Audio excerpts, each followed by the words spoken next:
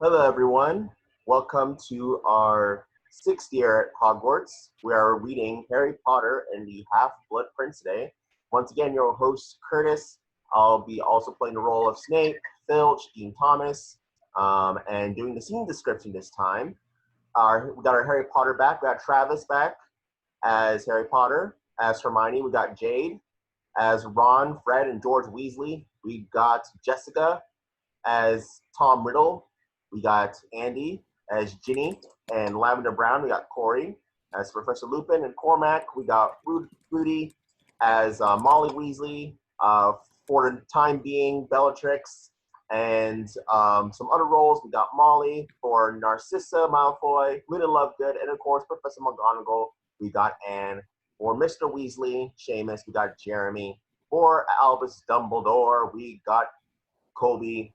For Hagrid and filling in the role of Draco Malfoy today, we got Hunter. For Professor Horace Slughorn, we got Erik. And for Tonks, we got Karina. So without further ado, let's get this started.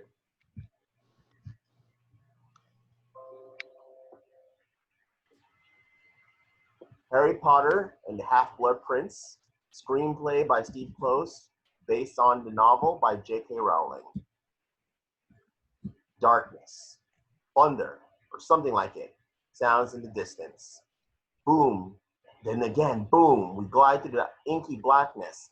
Ambient flashes illuminate the silhouette of the WD logo. We pass through into more darkness, lost, more flashes, and we cut to a single eye, a blank behind glasses, flash, and people contracts, and we cut to interior, Ministry of Magic, atrium, wider angle, day, to find Harry Potter standing numbly beside Albus Dumbledore amidst a mob of reporters. Cameras flash, Dumbledore finds his shoulder, and Harry is moving, drifting through the chaos. Dumbledore protective, graceful, dignified. Close up, Harry's glasses, his eyes dart from side to side, the lens glimmer with the abstraction. We dissolve into an exterior London office building conference room day. A glass window is surface, prickling with another kind of ambient light. We are looking into a conference room where office workers sit around a table, but the light has caught one worker's eye, then another, and soon they are all rising, stepping into the window, mesmerized by what lies beyond. Workers' point of view, London skyline, blood red and stormy, a vortex of clouds, strangely ominous, hangs high in the sky, flashing from within as if about to rain blood over the city. We cut into the storm itself and plummet, London expanding, stretching out on all sides. We sweep madly over Charing Cross, leaving the Muggle world behind, and swoop into Diagon Alley. Day, Diagon Alley, just as the front window of Ollivander's wand shop explodes. Witches and wizards flee in the drifting smoke. Death Eaters appear, accompanied by tall, swinging beast of a man, Fenrir Greyback. With a casual sweep of his hand, he sends a wizard flying, and a witch screams. In the deep background, two Death Eaters abduct a shrouded figure, Ollivander. Greyback grins, then apparates along with the others. Leaving Diagon Alley behind, the streets of London appear below once more, and then the river, black trails, the Death Eaters streak cross the sky, then turn translucent as they encircle the Millennium Bridge. Pedestrians peer upward, bewildered, sensing a shift in the atmosphere, and then the bridge crumbles into the veins of the image, horrifyingly beautiful as is the sound of it. A roar, a wail, the last cry of a lion, then image begins to fade, and all goes slowly silent until only a whistling wind is heard. And exterior, Milltown, late afternoon. Tall grasses toss dreamily in a slanting rain. An old mill lists in an ancient ruin against a charcoal sky. A dark figure, Narcissa Malfoy, materializes as she turns for the town. In the distance, another witch materializes, Bellatrix Lestrange. Narcissa! Exterior, Spinner's End, late afternoon. Like a rat in the maze, Narcissa makes her way through a labyrinth of dilapidated brick houses. Bellatrix trails. Sissy, you mustn't do this. He can't be trusted. Dark Lord trusts him. Dark Lord is mistaken. Narcissa turns, shocked. Bellatrix looks shocked herself, rain running down her cheeks. Or so I believe. Well, who can one trust these days? Interior, Millhouse, same time, late afternoon, grim and dark, lit by guttering candles. Rain drums the roof eerily. A knocker clangs. A squat man shuffles forth, something familiar in his gait. Exterior, Spinner's house, same time. Late afternoon, the door cracks, spilling sullen light onto Narcissa, Bellatrix, a face, Wormtail. Interior hallway, late afternoon, moments later. Sisters follow Wormtail down a narrow hallway. He lives in this muggle dunghill? Wormtail glowers over his shoulder at her. They pass into interior Millhouse sitting room, late afternoon, moments later, a room where a man sits by the window, running with rain, his face hidden by the Daily Prophet. On the front is a photograph of the Millennium Bridge crashing into flames, but even more prominent is a silhouette of a young wizard and a headline, Harry Potter, the Chosen One, young wizard destined to kill you-know-who. The paper drops and Severus Snape eyes the woman curiously. Run along, Wormtail. Interior Millhouse sitting room, late afternoon. Snape fills the last of the 3 goblets with wine. I've nowhere else to turn, Severus. Snape hands her a goblet. Extends one to Bellatrix.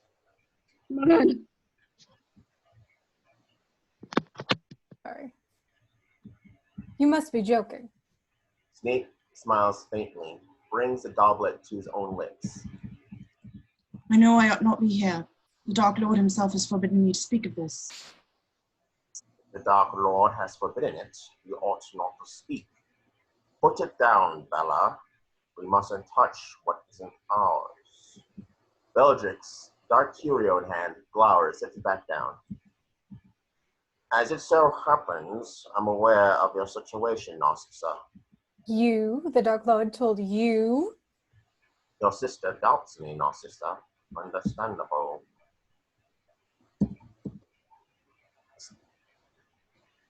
Hold on. Over the years, I played my part well, so well I deceived one of the greatest wizards of all time. Bellatrix makes a scathing sound. Snape turns eyes hard. Dumbledore is a great wizard. Only a fool would question it. I don't doubt you, Severus. You should feel honored, sissy. As should Draco. He's just a boy. I can't change the Dark Lord's mind, but if it might be possible for me to help Draco, provide some protection. Bellatrix's eyes snake keenly. Do you mean it, Severus? I could try. Oh, Severus, please, if you would. Swear it. Snape's eyes shift to meet Bellatrix's challenging gaze. Make the unbreakable vow. You see, it's just empty words. Oh, he'll try. He'll give it his best effort. But when it matters most, he'll slither back into his hole, bloody coward.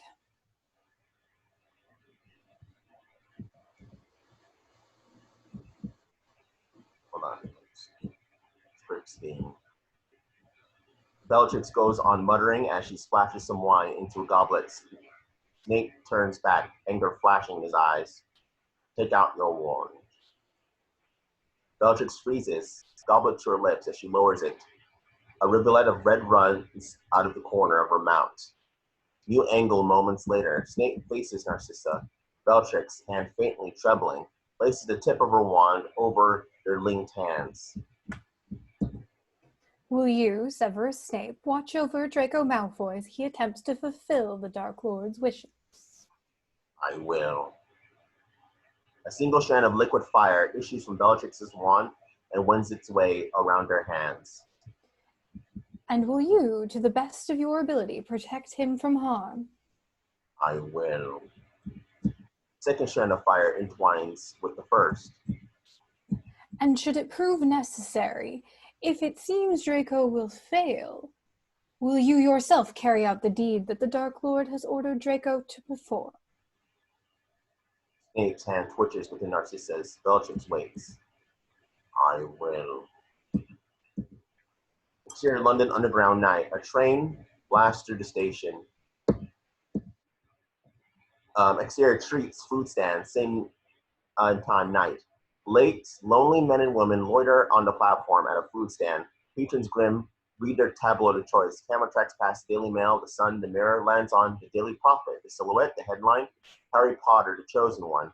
but the unseen reader is fixated on a smaller item tucked at the bottom corner of the back page. Malfoy sentenced to Azkaban. 2 photographs accompany the piece, one of Lucius Malfoy, another of Narcissa and Draco Malfoy as they exit a courtroom. Draco's eyes look distant, taunting.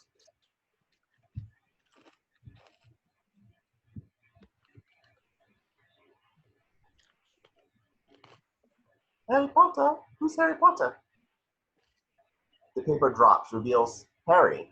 He glances up at the young waitress who stands over him. Pretty. Very pretty. Oh, no one. Bit of a tosser. As she leans over to clear his chip wrappings, Harry's gaze drifts over the smooth skin of her neck, the spray of freckles across one cheek. Come here, that paper of yours. A couple nights ago, I swear I saw one of the pictures move. Really? Thought I'd gone round the twist. She makes a face, smiles. A smile to die for. Starts to go.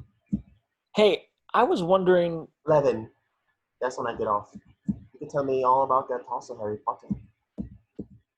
Harry watches her go, then quickly Lucius Slughorn fumbles out a mince container. Just then, a light on the opposite platform flickers. Harry looks. It flickers again, and this time, a small cloud of glittering dust dances over the opposite platform. As the train roars past, Harry squints through the flickering windows and watches dust transform into Albus Dumbledore. Leveling his glasses, he peers across the platform, smiles, and gives Harry a wave. Exterior opposite platform night. As Harry arrives, he finds Dumbledore setting a perfume advertisement. It shows a model with a wand in her teeth. Tonight, make a little magic with your man. I once knew a muggle girl from Liverpool with hair like spun silk. No light could resist it. You've been reckless this summer, Harry. I like riding around on the trains. It takes my mind off things.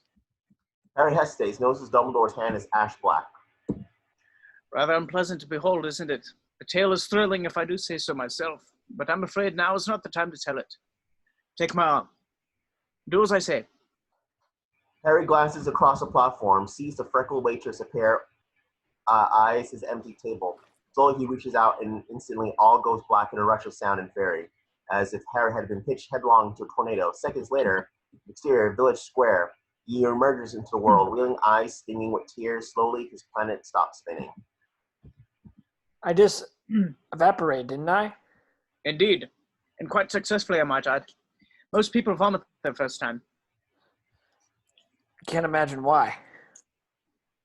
New angle, moments later, Dumbledore leads Harry up a steep, narrow street, lined with darkened houses. Welcome to the charming village of Budley Babberton, Harry. I assume right now you're wondering why I've brought you here, am I right? After all these years, I just sort of roll with it, sir. Dumbledore smiles mightily, then pauses, his face darkening. Before them stands a small stone house, but something is wrong about the place. Wand out, Harry.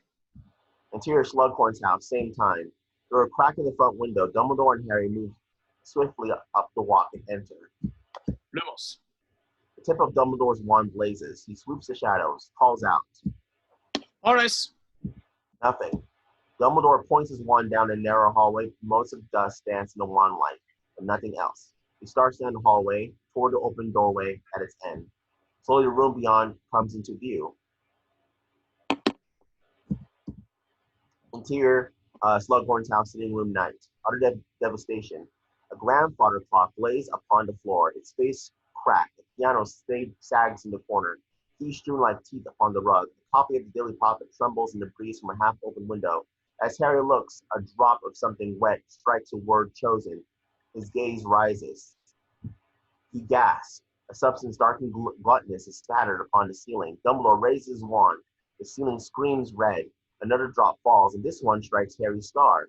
As Harry moves to wipe it away, Dumbledore grabs his hand, training his light onto Harry's forehead. Dumbledore flicks a blackened finger over the scar, brings it to his tongue, reacts, turning the eyes narrow on an overstuffed armchair. Moving to it, he jabs his wand into the plummet seat cushion. Merlin's beard!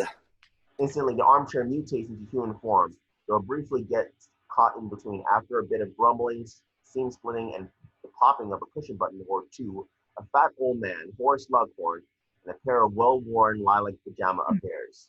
There's no need to disfigure me, Albus. I must say you make a very convincing armchair, Horace. It's only upholstery. Come by stuffing, naturally, but what gave me away? Dragon's blood. Ugh, yes, well, couldn't very well use wizard's blood, could I? Oh! Slughorn takes a step back, having spotted Harry. The blood on Harry's forehead only serves to highlight his scar. Ah, yes. Introductions. Harry, this is an old friend and colleague of mine, Horace Slughorn. Horace, this is, well, you know who this is. Apparently, there's some thought he may be the chosen one. Slughorn stares at Harry as if hypnotized. Why all the theatrics, Horace? You weren't perhaps expecting someone else, were you? Someone else? I'm sure I don't know what you mean. Dumbledore raises an eyebrow. Slughorn caves. Oh, all right. The Death Eaters have been trying to recruit me for over a year. Do you know what that's like? One can only say no to these people so many times before they... Take matters into their own hands. Slughorn eyes Dumbledore miserably, gestures. Never stay anywhere more than a week. The Muggles who own this place are in the Canary Islands. Well, I think it should be put back in order for them, don't you mind? Don't you mind? Dumbledore raises his wand. Instantly, the grandfather clock resumes its rightful place, shattered lanterns reignite, and the blood on the ceiling evaporates, just as piano keys tumble back into place with a pleasant musical run. That was fun. May I use the loo? As Dumbledore heads down the hall, Slughorn calls after. Don't think I don't know why you're here, Albus. The answer is still no. Absolutely unequivocally no. Dumbledore doesn't respond. Slughorn glances at Harry. The silence is palpable. Awkward. A beat. Then, You look very like your father. Except for your eyes. You've got... My mother's eyes, yeah. Lily. Lovely Lily.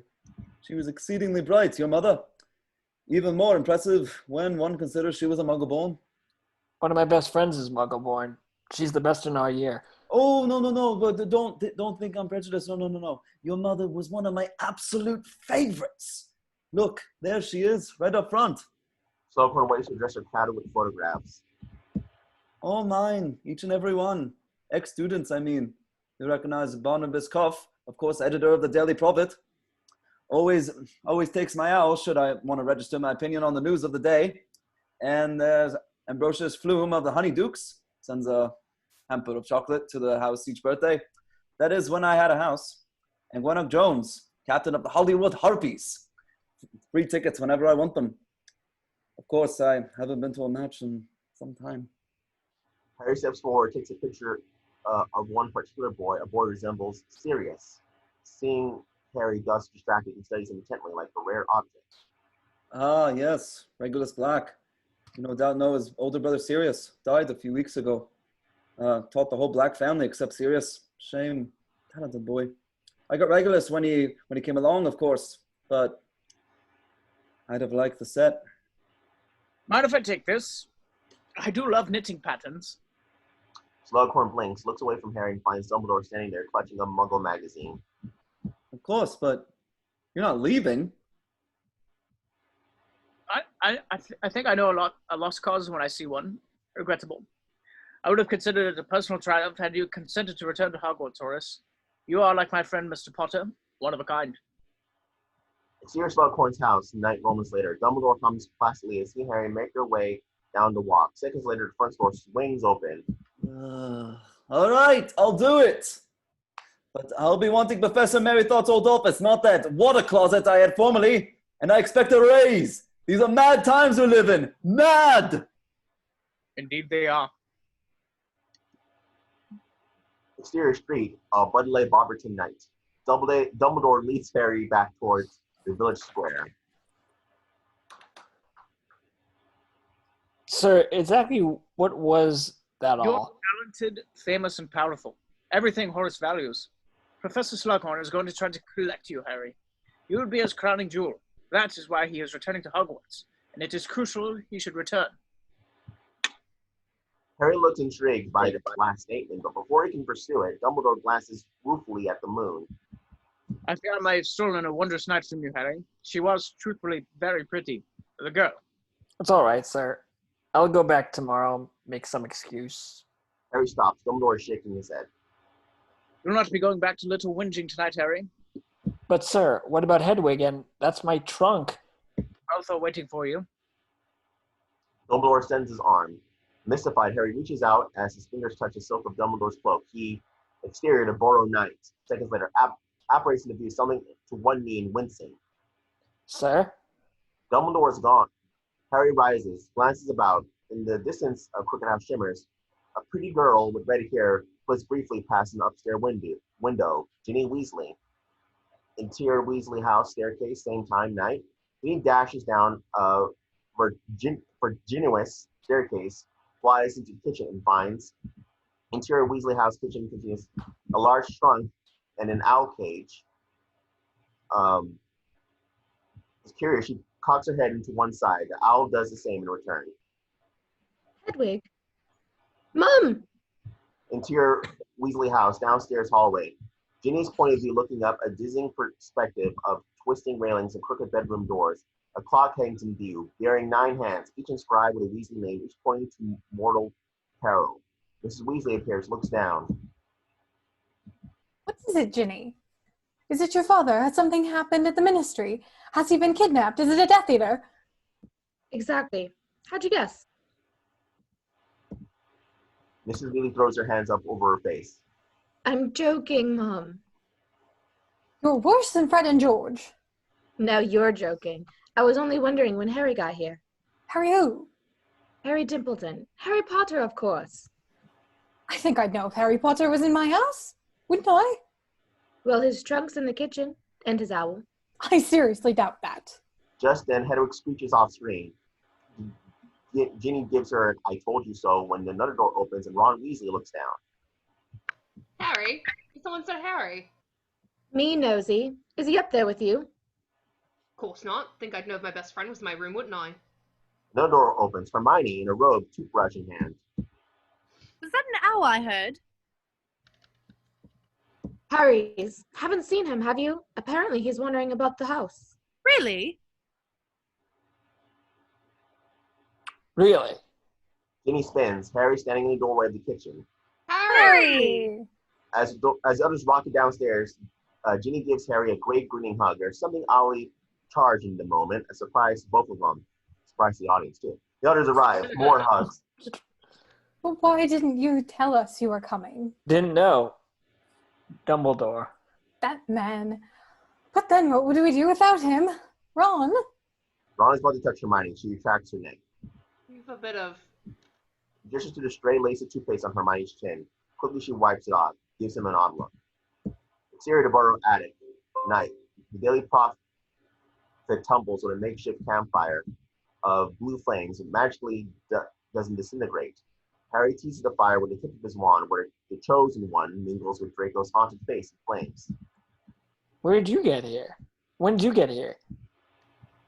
A few days ago, though for a bit I wasn't sure I was coming. Harry looks up, sees her glance at Ron. Mum sort of lost it last week, said Ginny and I had no business going back to Hogwarts, that it's too dangerous. Oh, come on. He's not alone. Even my parents, and they're muggles, know something bad is happening. Anyway, Dad stepped in, told her she was being balmy. Took a day or two, but she came around. But we're talking about Hogwarts, Dumbledore. What could be safer? Hermione and Ron exchange another glance. There's been a lot of chatter lately that he's gotten old. Rubbish. He's only, what? 150, give or take a few years. Silence, nods. Then the three break out laughing. Grow quiet. Harry takes another poke at the prophet. Draco's haunted face appears briefly, then is gone. Interior Weasley's Wizard Wheezes, Diagon Alley. Bearing Weasley's Wizard Wheezes clutching the hand of a boy being pulled by his mother through the throng packed sardine tight in the store. It's utter madness.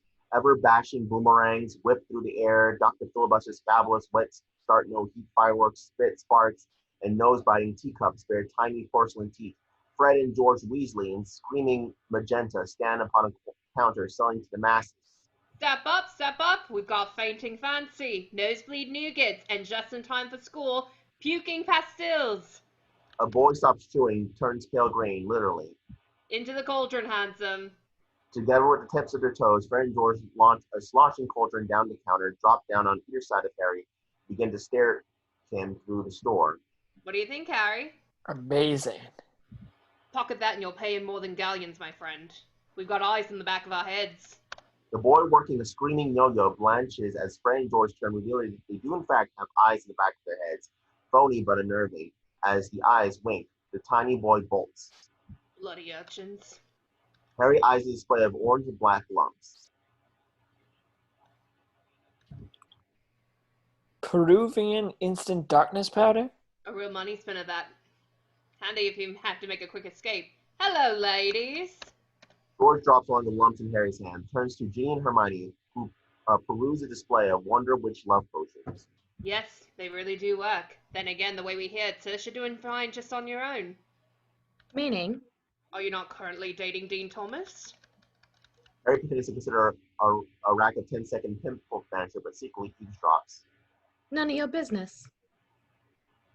These are adorable. Inside a cage, small round balls of fluff roll about, speak. Aren't they now? Pygmy puffs. Can't breed them fast enough. Just then a huge boy, Cormac McLagan, passes behind Hermione, and when his eyes takes a full measure of her, noticing, she turns and sees a faint smile as he moves on. How much for this? A tiny wooden man ascends a tiny gallows and drops. George rides a rolling ladder into frame, drops next to Fred. 5 galleons. How much for me? 5 galleons. But I'm your brother. 10 galleons. Come on, let's go. Straight ahead for a door, passing Lavender Brown, who smiles flirtatiously at an oblivious Ron. Hi, Ron. Hi. Exterior Diagon Alley, late afternoon. The sun fades over an iron archway. Welcome to Diagon Alley, as Harry, Ron, and Hermione pass beneath. All around them shops to sit silent, windows boarded up or shattered. People scurry by, avoiding the scary faces of the witches and wizards who peer out from the security posters plastered to every lamppost. Bellatrix is there, known Death Eater and Greyback, Werewolf, and Lucius Malfoy, caught.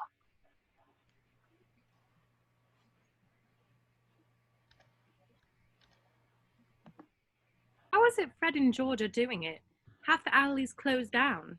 Fred reckons people need a laugh these days. I reckon he's right. Harry eyes the poster of Bellatrix, her mocking half-smile. Oh no, look. Harry and Ron follow her gaze to the wreck that is Ollivander's wand shop. But everyone got their wands from Ollivander. Young, old. Good, bad. Speaking of which... Across the avenue, Draco Malfoy and Narcissa pause, glanced around, and slipped quickly down an alley. Is it just me? Or do Draco and Mummy look like two people who don't want to be followed? Exterior of various streets, Diagon Alley, late afternoon. A trio trail Draco and Narcissa, who navigate these dark streets with ease. Hermione, lagging a bit, glances up at the darkening sky. When she looks back, she sees Ron and Harry far ahead. It turns to a shadowy corner, vanished. New angle shop front moments later. Harry and Ron duck inside a shop front. At the end of the alley, a single shop glimmers dully. Borgin and Burks. Narcissa and Draco enter. Greet a stooped man, Borgin, who points. Draco walks to a lacquered cabinet, places his fingers over his glassy surface. Narcissa speaks and Draco turns, finds Borgin holding the curtain to the back room aside. Draco hesitates and follows his mother through. What are they playing at? Don't know. Let's get closer. Hey, where's Hermione? New angle, another alley, dusk. Hermione moves through the shadows alone, peering down side streets, stark to the next.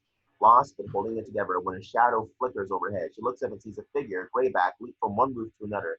She stands perfectly still, then hears voices. New angle, upper alleys, dusk. Harry and Ron race down to one passage and another. Stop. Harry, where is she? I don't know. I'm turned around.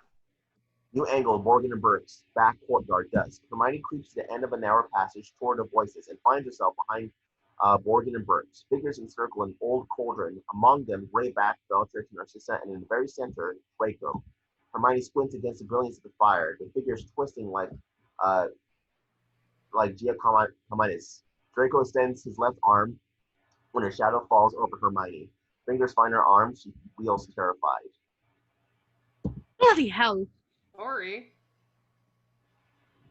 Just then, the cauldron explodes with light. Instantly, a group, including Draco, disperses.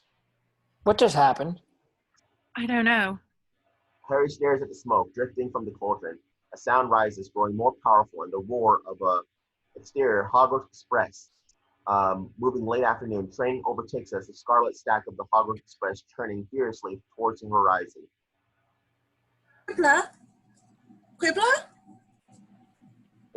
Interior Hogwarts Express, aisle, same time. Luna Lovegood moves down the aisle wearing a pair of red and blue cardboard glasses, spectacle specs, identical to the ones modeled by which on the cover of the current issue of the Quibbler, a stack of which Luna clutches to her chest.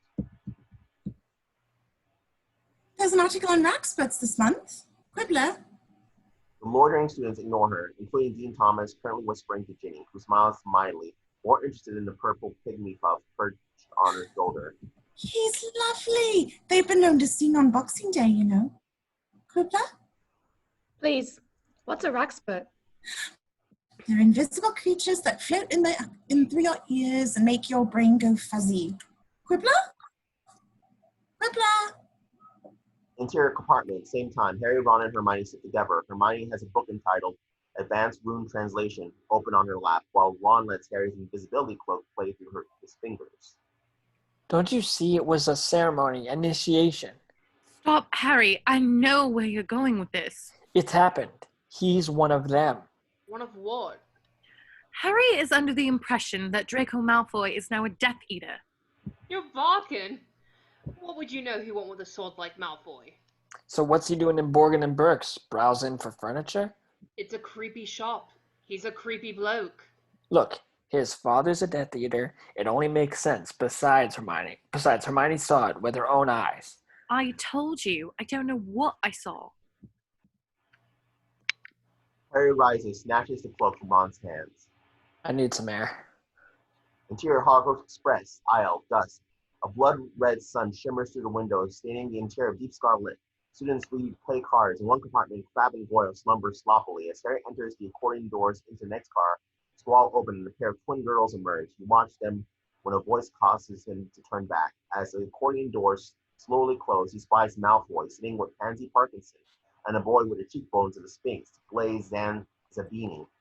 Harry studies Malfoy when a boy pushes through the accordion doors. As they begin to close slowly, Harry reaches his pocket and removes the orange and black lump Fred gave him in Diagon Alley. He eyes Malfoy, eyes closing door, impulsively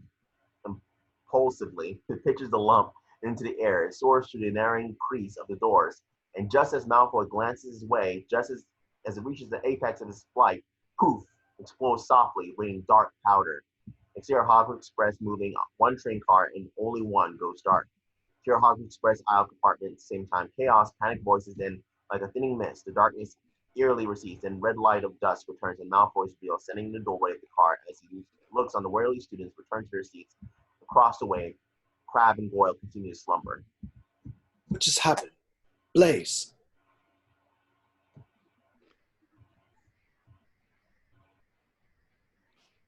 What happened, man? Don't know. Just then, a small bag teeters, then tumbles from luggage rack. Malfoy wheels, eyes the bag. Relax, boys. The lights went out is all. Come, Draco. We'll be at Hogwarts before you know it. She passes the seat. Draco eyes the bag, swings it back onto the luggage rack, and flops down. Pansy strokes his hair. Hogwarts. What a pathetic excuse for a school. I think I'd pitch myself off the astronomy tower if I thought I had to continue for another 2 years. Pansy gently twisting one of Draco's locks stops. What's that supposed to mean? Let's just say I don't think you'll be seeing me wasting my time in charms class next year. Confused, Pansy glances at Blaise, who snorts derisively. Muse, Blaise. Was he just who's laughing in the end? Blaise shakes his head, smiling as he looks out the window at the darkness. Just then, the small bag in the upper rack lip shifts. Malfoy's eyes play over it. Exterior station, dusk, evening. The Hogwarts Express steams into the station. Interior Hogwarts Express aisle. Ron and Hermione step into the crowded aisle. Where's Harry? Probably on the platform. Come on. interior compartment. As Blaze and Pansy make the exit, Malfoy takes down a small bag, grips the handle thoughtfully. You two go on. I want to check something. Malfoy slides to shut the door, lets the blinds down a beat. Didn't Mommy ever tell you it's bad manners to eavesdrop, Potter? Petrificus! Malfoy wheels, points to one of the luggage rack. Something hits the floor with a thump. The invisibility cloak slips away and reveals Harry, paralyzed on the floor. Malfoy grins. All right. She was dead before you could wipe the drool off your chin. Malfoy brings his boot down hard on Harry's face. Snap! Blood squirts from Harry's nose. Malfoy snatches up the invisibility cloak, pushes it over Harry. Enjoy the ride back to London. Exterior station evening. Malfoy steps off, pulls his cloak tight, and disappears into the night. Softly, a sound rises of a girl lightly humming, and we, interior Hogwarts Express aisle, strange moving POV, half red, half blue. Luna Lovegood wanders down the aisle, humming, red and blue specter specks wobbling onto the bridge of her nose. Up ahead, one compartment's blinds are shut. Luna stops, humming, cocks her head curiously as she does. The light from an overhead lantern picks off the cheap plastic lenses off her glasses. And, for the briefest of seconds, a fluttering cloud appears of tiny specks, or pixie dust, or a trick of the light. Interior compartment, same time, Luna's silhouette swells over the blinds, and the door opens. She calmly draws her wand and sends forth a blast of red light. The invisibility cloak slivers from Harry's body.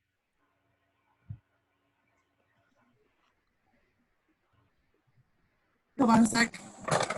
Get down.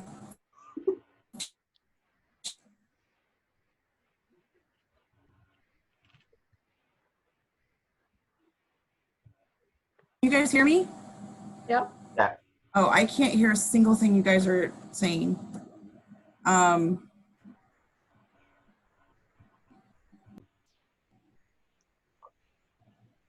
Okay. Hello, Harry. Luna, how'd you... Raxburts. Your head's full of them. Exterior Hogwarts Castle, front steps, night. The castle glitters. Harry, face blood spattered, nose slightly off center, approaches with Luna. Sorry I made you miss the carriages, Luna. It's all right. I enjoyed our walk. It was like being with a friend. I'm your friend, Luna. That's nice. Just then, Professor Flitwick rushes forth, clutching a long roll of parchment, bearing all students' names. About time. I've been looking all over for you two. Names? Professor Flitwick, you've known me for 5 years. No exceptions, Potter.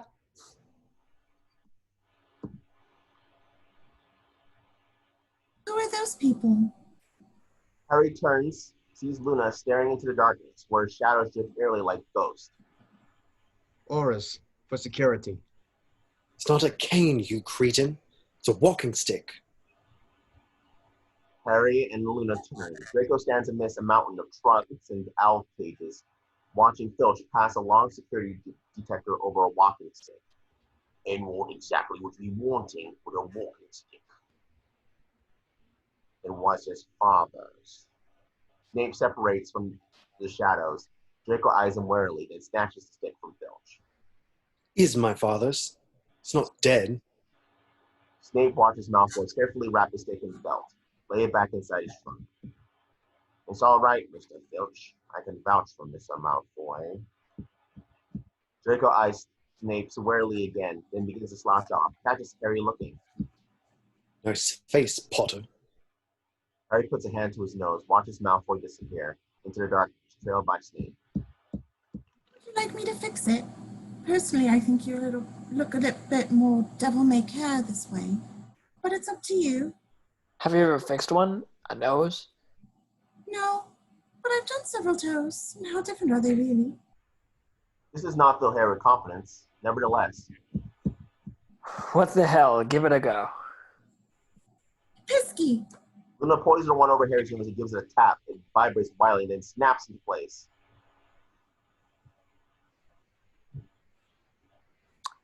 Well, how do I look?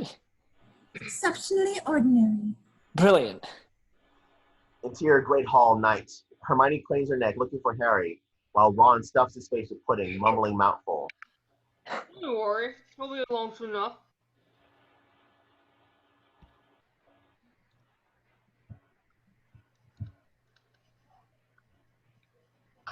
Hermione?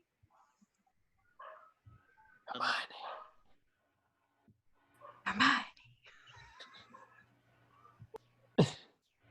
Don't worry, we'll be along soon enough. Will you stop eating? Your best friend is missing. Oi, turn around, you lunatic! Hermione spins, sees Harry and Luna approaching. In the light of the hall, Harry's blood-spattered face is quite a sight. He's covered in blood again. Why is it he's always covered in blood? Looks like his own this time. Where have you been, Harry? And what happened to your face? Later, what have I missed? Jordan hat urged us all to be brave and strong in these troubled times. Easy for it to say. It's a hat, isn't it? First years seem to enjoy it, though. Wankers. Filch give you the wand outside? Harry nods. Ginny, damp napkin in hand, begins to dab his face, then feels suddenly awkward. Harry takes it from her. The romance. Thanks. Just then, the light in the hall begins to gently dim, and all eyes turn to Dumbledore, standing at the top of the hall, ashen hand raised to the enchanted ceiling, where clouds respond to his gestures and shroud a gleaming full moon. What happened to his hand?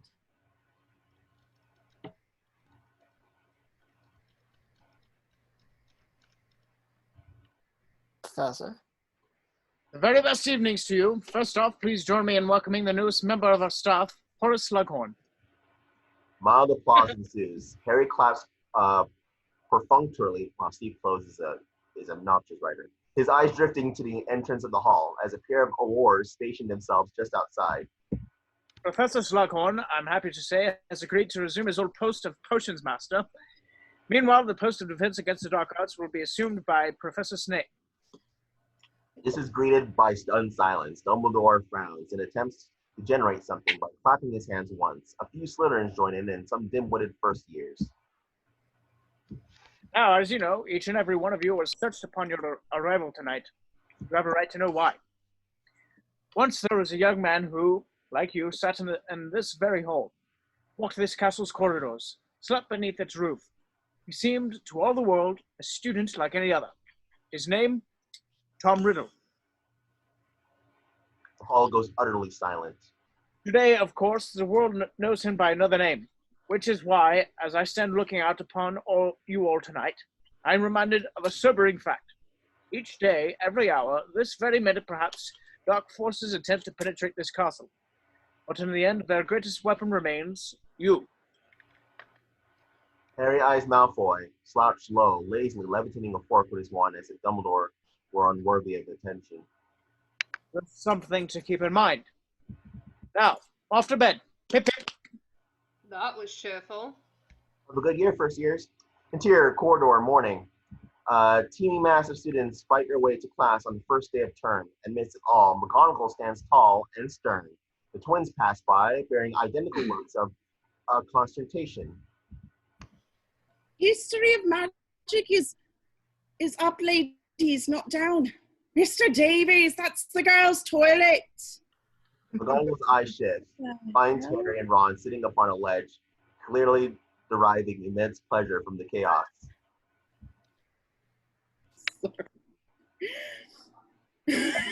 What's horrifying, sorry. Enjoying ourselves, are we? Harry, Ron grins as Harry makes his way upstream to McGonagall. Enjoying ourselves, are we? Well, you see, I've got an open period this morning, Professor. So I noticed. I would think you'd be wanting to fill it with potions, or is it you no longer want ambition to become an Auror? It is, or was, but I was told I had to get an outstanding in my owl. And so you did when Professor Snape was teaching potions. However, Professor Slughorn is perfectly happy to accept new students with exceeds expectations. Really? Well, brilliant. I'll head there straight away. Good. And take Weasley with you. He looks far too happy over there. Interior corridor, Slughorn's classroom, morning. Ron trails Harry toward an open door. But I don't want to take potions. Here, Slughorn's classroom. As Harry drags Ron inside, the other students turn into unison. Hermione frowns. Lavender, seeing Ron, beams. Ah, Harry, my boy. I was beginning to worry. And I see we brought someone with us. Ron Weasley, sir, but I'm dead awful at potions. A menace, actually, so I probably should just be going. Oh, nonsense. We'll sort you out. Any friend of Harry's a friend of mine. Right then, books out. Sorry, sir, but I haven't got my books yet, nor is Ron. You see... Not to worry. You can get what we need from the cupboard. As Harry and Ron step to the cupboard, Slughorn resumes, gesturing to the cauldrons bubbling before him. Now, as I was saying, I've prepared a few concoctions this morning. Any ideas what these might be? Yes, Miss... Granger, sir. That one there is Verita serum, and that would be Polyjuice potion. And that... In the cupboard, Harry and Ron find 2 textbooks, one new, one shabby and soiled.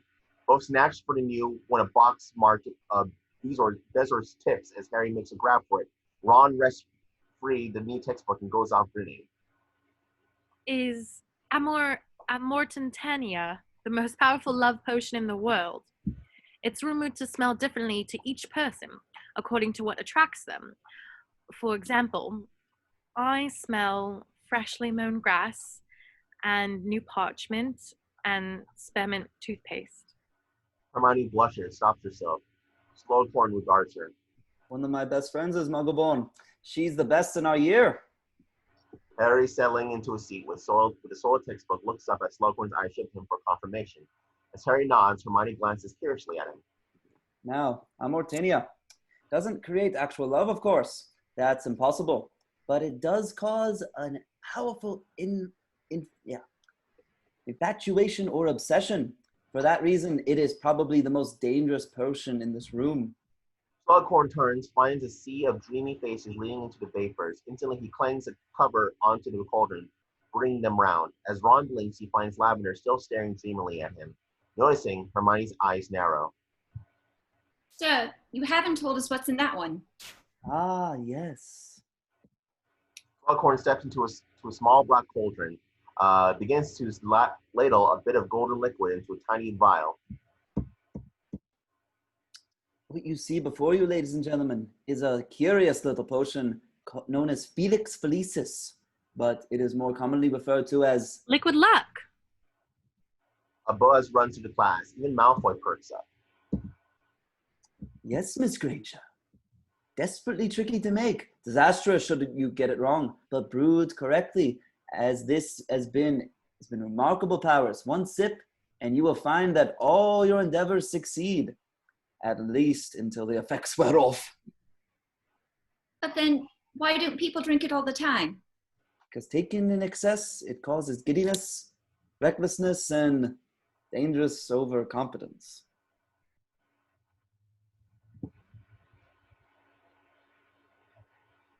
Have you ever taken it, sir? Twice.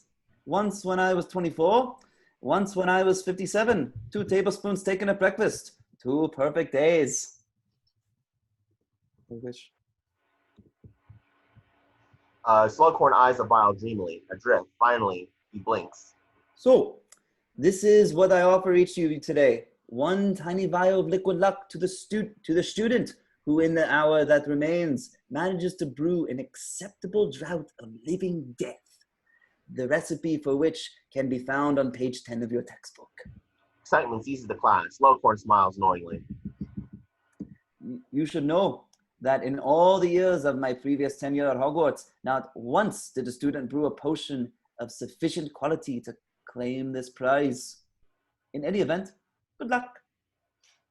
Slughorn sets the vial upon his desk, where it shimmers in a shaft of sunlight. Harry opens his book, frowns. The margins of the page before him are black with the tight scribblings of a previous owner. The same creepy graffiti fills the next page as well. On the book, shaking his head, Harry runs his finger under the first printed instruction. Cut up 1 sophomor's bean.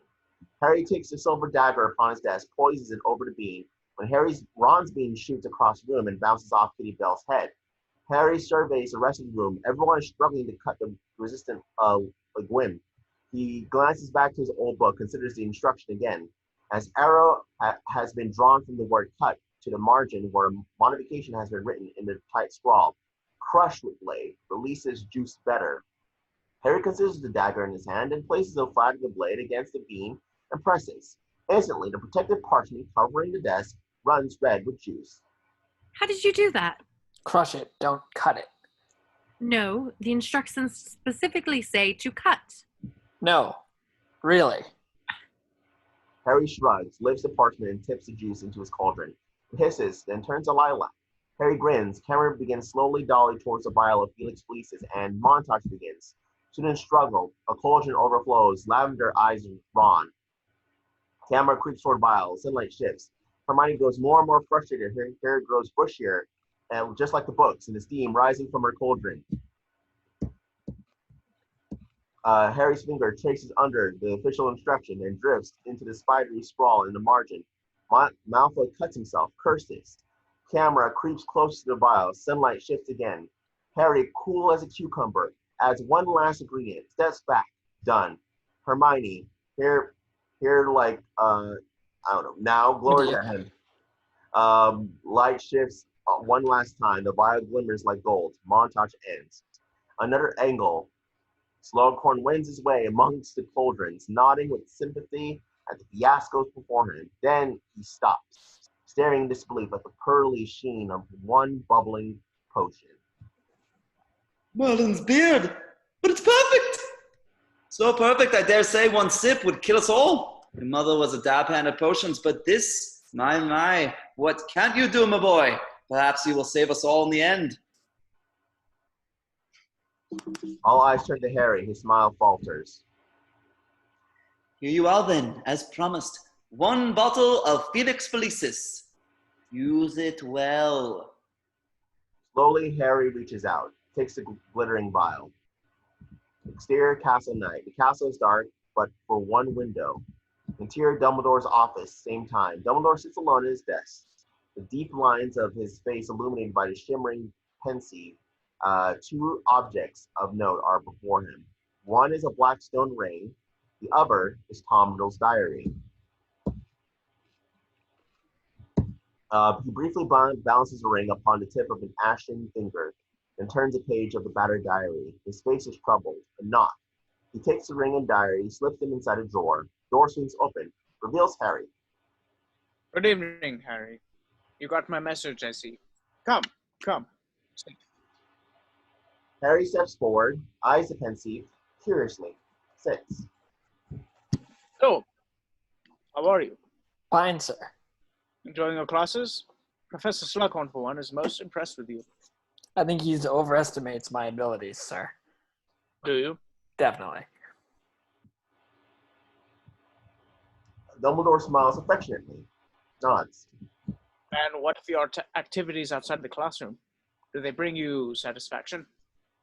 Sir? I notice you spend a great deal of time with Miss Granger.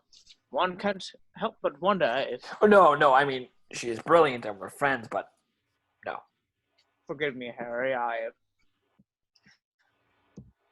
Dumbledore smiles faintly, shakes his head.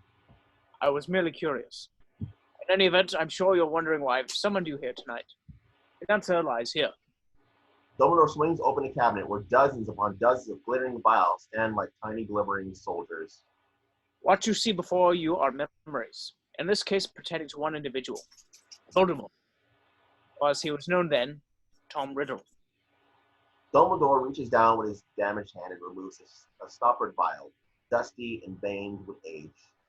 This vial contains a most particular memory of the day I first met him. I'd like you to see it, if you would. Dumbledore extends his ashen hand and Harry rises, gingerly takes the vial and removes the cork. He tips the contents into the pensieve. Dumbledore nods and Harry leans into the iridescent liquid, his face breaking the surface. Flashback, Steer Street, London, years pass. A horse-drawn milk cart rails across a rain-swept London street, and a young Dumbledore appears in a plum velvet suit. We track him down the street and see him eye a lovely lass appreciatively, until he reaches a grim building surrounded by iron gates. As Dumbledore passes, the camera rises Wool's Orphanage. Hamish shudders, and we interior in an orphanage corridor, pensive. A skinny, sharp-featured woman, Mrs. Cole, leads Dumbledore down a drab corridor. Children's voices carry from the unseen courtyard, splashing and shrieking in the midst of some game. I must confess to a bit of confusion upon receiving your letter, Mr. Dumbledore. In all the years Tom has been here, he's never had a family visitor. Frankly, I was stunned to find that someone knew of his existence. I'm not family, but his name has been known to me since birth. I see. But she doesn't really. She stops, frowns. I think I should tell you. He's a funny boy, Tom. Odd. There have been incidents with the other children. Nasty things. Perhaps you could give me an example. Mrs. Cole starts to speak, then shakes her head, moves off. As Dumbledore makes to follow, his eyes happen upon a framed photograph on the wall, old and yellowing, depicting a seaside scene of a sharp rock outcropping in a cave. As he exits, he holds on to it. New angled corridor outside Tom Riddle's room. Mrs. Cole hand appears. Knock. She turns to knock. Interior orphanage, Riddle's room. Pensive. A small room, grim and shadowy. Tom Riddle, 11 years old, sits atop a bed, hands in lap. The walls fall with reflection rain, ooze like oil down a grimy window. You've got a visitor, Tom. Dumbledore steps forward, extends his hand. How do you do, Tom? Riddle eyes Dumbledore briefly, looks away. Well, I'll leave you two to yourself.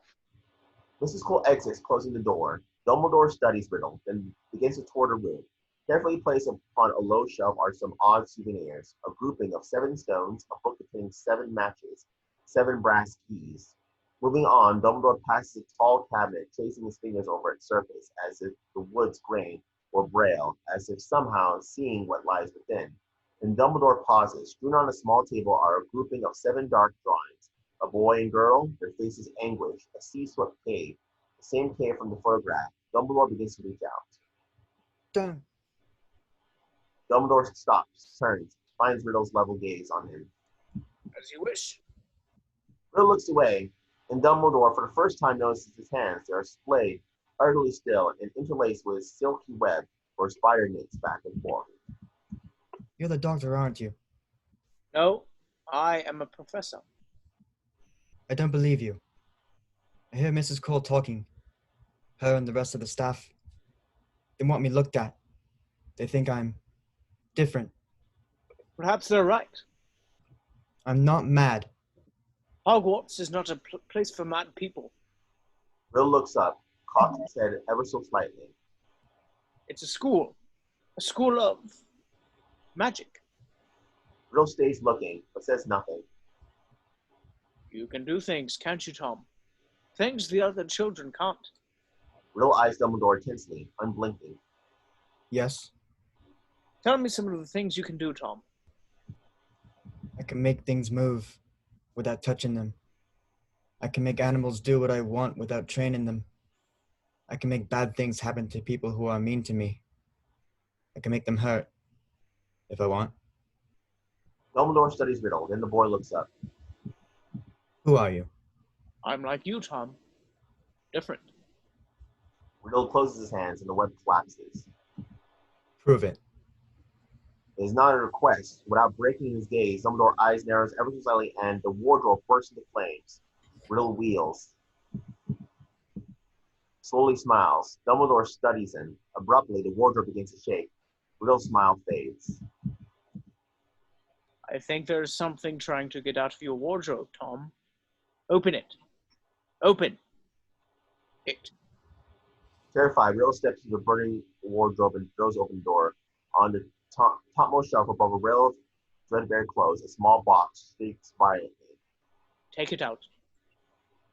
As Riddle's fingers touch the box, the flames engulfing the wardrobe vanish, but the box continues to shake. The only sound in the now silent room. Is there anything in that box you ought not to have? Riddle eyes Dumbledore, a trifle fearfully this time. He still spots onto the bed. A yo-yo, a silver thimble, and a tarnished mouth organ. Why did you want these things, Tom? I like having things that belong to other people. It makes me feel close to them. Dumbledore studies Rill's profile, pondering this. Thievery is not tolerated at Hogwarts. At Hogwarts, you will be taught not only how to use magic, but to control it. Understood? I'll be going now, Tom. Leave your window open tonight, and I will bring you a message. Read it carefully. Dumbledore starts to exit when I can speak to snakes too.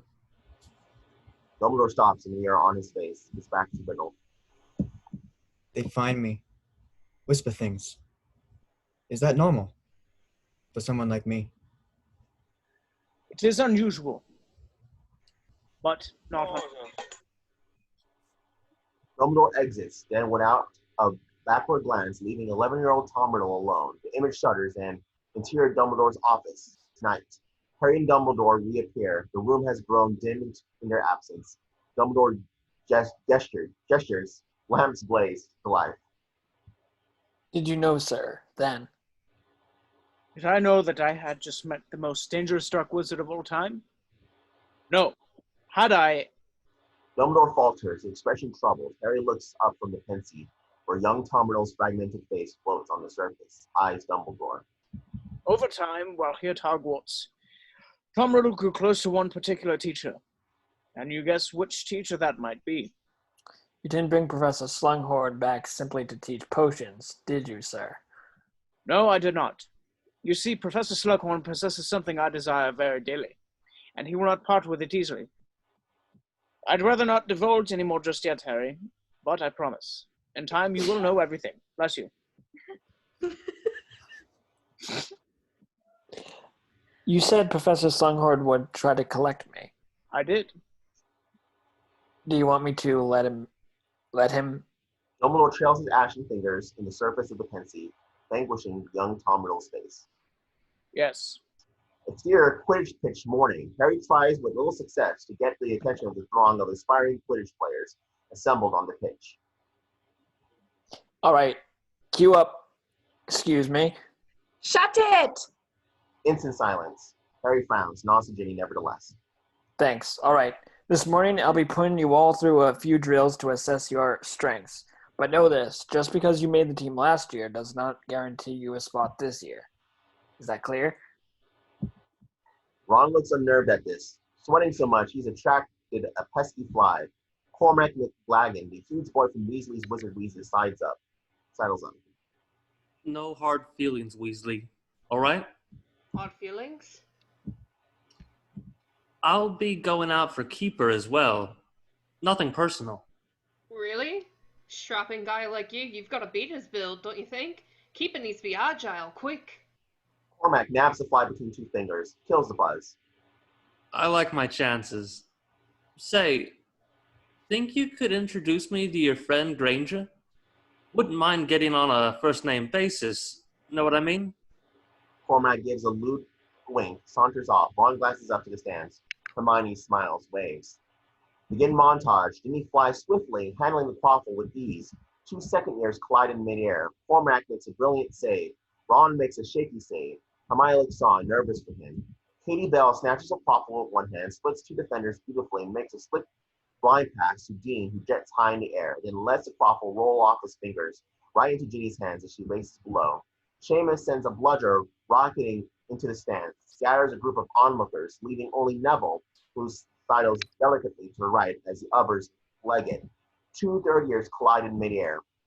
Cormac makes a brilliant save. Ron turns the wrong way, but makes the save anyway, as the quaffle curms off the tail of his broom. Hermione looks on more nervously. Demelza Robbins, bent low over her stick, pins the quaffle under her chin, splits 2 bludgers and a pair of beaters. 2 fourth years collide in midair. 2 aspiring beaters whiff on a pair of bludgers, whack each other instead and plummet into the pitch as the bludgers ricochet off one another and go flying onto the stand, scattering onlookers yet again and leaving as before only Neville. This time he sidles delicately to the left. Cormac makes a brilliant save. The quaffle bounces off Ron's head. Hermione looks on extremely nervously. 2 fifth years collide in midair. End montage. Another angle. The survivors press ice packs to their heads. Ron taped round his fingers. Only Ron, hovering at the lead goal, and Cormac, hovering at the east, remain on the pitch. Luna's spectrospecs in place. Eyes Cormac, cool, confident, clear. And eyes Ron, sweaty, nervous, swarming in wax sprigs. All right, Cormac, Ron, it's down to you two for keeper. We'll decide it with a shootout. Demilza, you'll bring the Quaffle up against Cormac. Ginny, you'll take on Ron. Hang on. She's his sister. How do I know she won't toss him a floater? Piss off, Cormac. How about I toss you a floater? Quiet, I'm captain. We do it my way. Now line up. On 3. 1, 2, 3. Melza and Ginny rocket forth. Ron weaves nervously while Cormac hovers in place, a confident sneer on his face. Come on. Oh. Yeah, come on, Ron. Melza hunkers over a broom, once again, flying like an arrow, and goes into a wide, seething slide. Ginny blasts over the pitch, ginger hair streaming like flames, then rolls recklessly to the side as one, they both let fly. Hermione, face buried into her fingers, mutters something. Cormac, at the last moment, inexplicably rolls his broom to the right, and the quaffle sails over his shoulder. Ron, zigzagging crazily, narrowly falls off, rights himself in a panic, and deflects Ginny's quaffle with his forehead. As a few partisan cheers erupt from the stands, Harry grins and has to restrain himself. Hermione opens her eyes slowly. Isn't he brilliant? Hermione stares balefully at Lavender, then notices Cormac eyeing his broom incredulously. She gets up, slips away. Interior common room night. Harry scans his potions book. Hermione peruses the prophet. Ron cracks walnuts, pitching the pieces into the fire. Have to admit, thought I was going to miss that last one. Hope Cormac's not taking it too hard. Behind her, paper, Hermione rolls her eyes. Has a bit of a thing for you, Hermione, Cormac.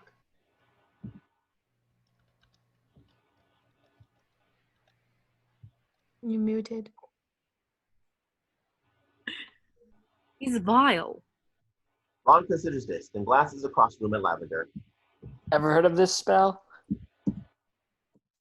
Harry points to a notation in the margin, underlined 3 times. Sectum sempra, set for enemies. Hermione frowns. No, I have not. And if you had a shred of self-respect, you would turn that book in. Not bloody likely. He's top of the class. Even better than you, Hermione. Slughorn thinks he's a genius. Hermione casts Ron a withering glance. What? I'd like to know just whose book that was. Let's take a look, shall we? No. Why not? It's old. The binding is fragile. The binding is fragile? He makes another grab for it, but Harry holds it clear. Then Ginny appears, plucks it out of his hand. Who's the Half-Blood Prince? The who? That's what it says, right here. This book is the property of the Half-Blood Prince. Ginny points, written on the front piece, is this book is property of the Half-Blood Prince. Exterior, Main Street, Hogsmeade Village. Students lean into a bitter wind, trudging through deep snow. For weeks you carry around this book, practically sleep with it, and you have no desire to find out who the Half-Blood Prince is? I didn't say I wasn't curious, and by the way, I don't sleep with it. Ha ha ha, yeah, right. Well, it's true. I like a nice chat before I go to bed. Now you're always reading that bloody book. It's like being with Hermione. This time it's Hermione. Well, I was curious, so I went to the library. And nothing. There's no reference to the Half-Blood Prince anywhere. Good. That settles it then. Hermione starts to object when... Hey, you 3. Hagrid emerges out of the trees, beard crusted and white, looking like a crazed Father Christmas. Behind them, deep in the woods, Narcissa's aurors can be seen. Hermione eyes him briefly, then nods to the pulsating burlap bag Hagrid clutches in his fist. What have you got there, Hagrid? Hagrid tips over the bag, a trio grimace. Hagrid chuckles. Stinks up, burn the whiskers right off your chin. Trees are dripping with it. Stink sap. You're not sick, are you? It's not for me. It's for Aragog. You remember Aragog, don't you? spider, about 6 feet tall, 10 feet wide. That's the one. He's taken ill. I'm hoping to nurse him back. Keep your fingers crossed. Hagrid crosses his fingers. Ron forces a grin, does the same, shakes his head as Hagrid disappears back into the trees. Barkin. Does he not remember that raving arachnid tried to eat us? What? Ron sees Hermione staring at the roars again. The auras. I know they're here to protect us, but somehow I don't feel any safer. Just then, Harry spies Slughorn heading down towards the village, passing a wary Flitwick coming the upper way. Phileas, I was hoping to find you at the Three Broomsticks.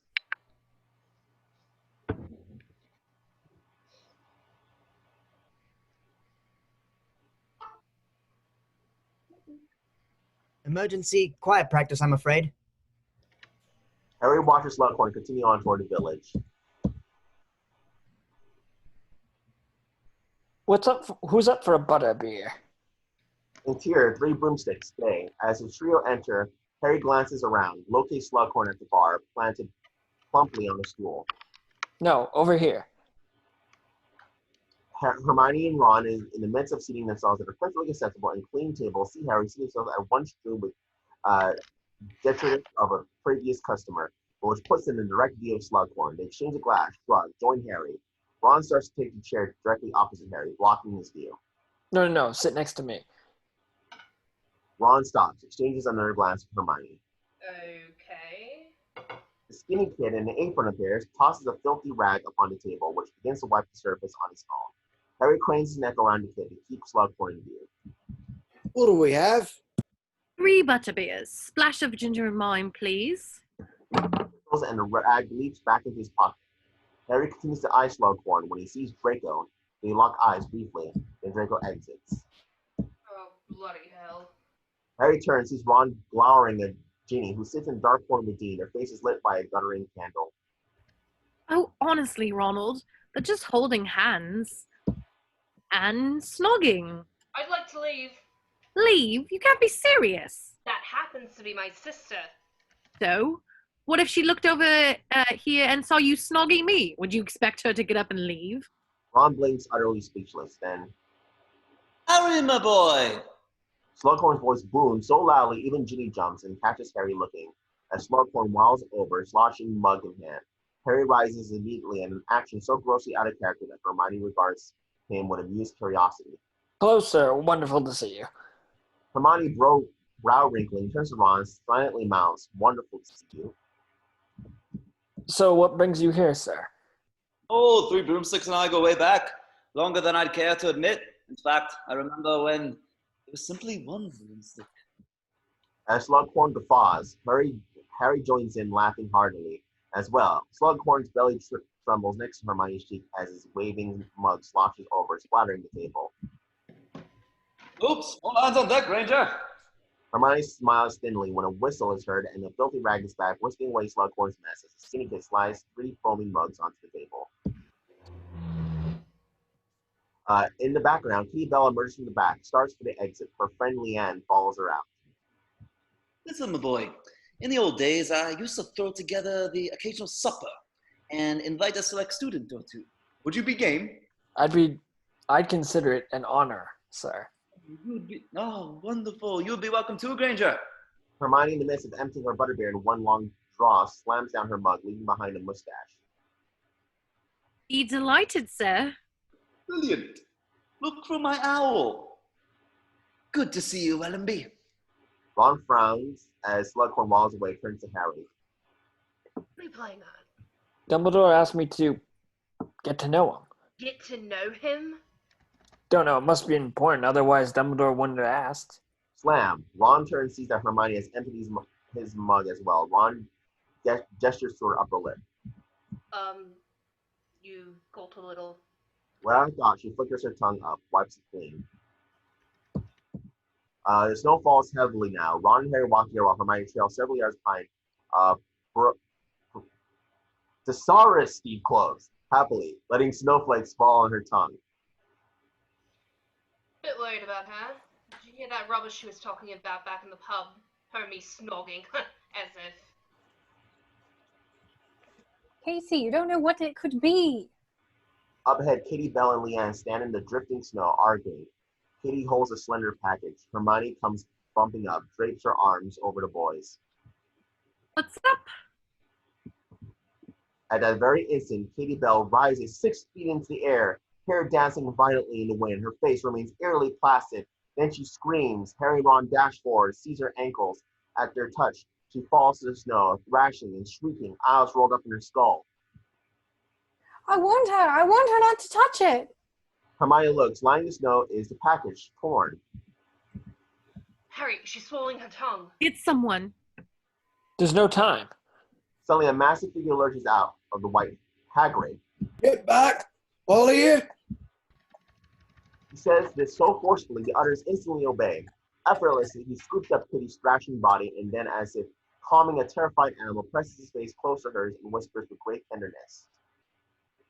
Oh no, oh no.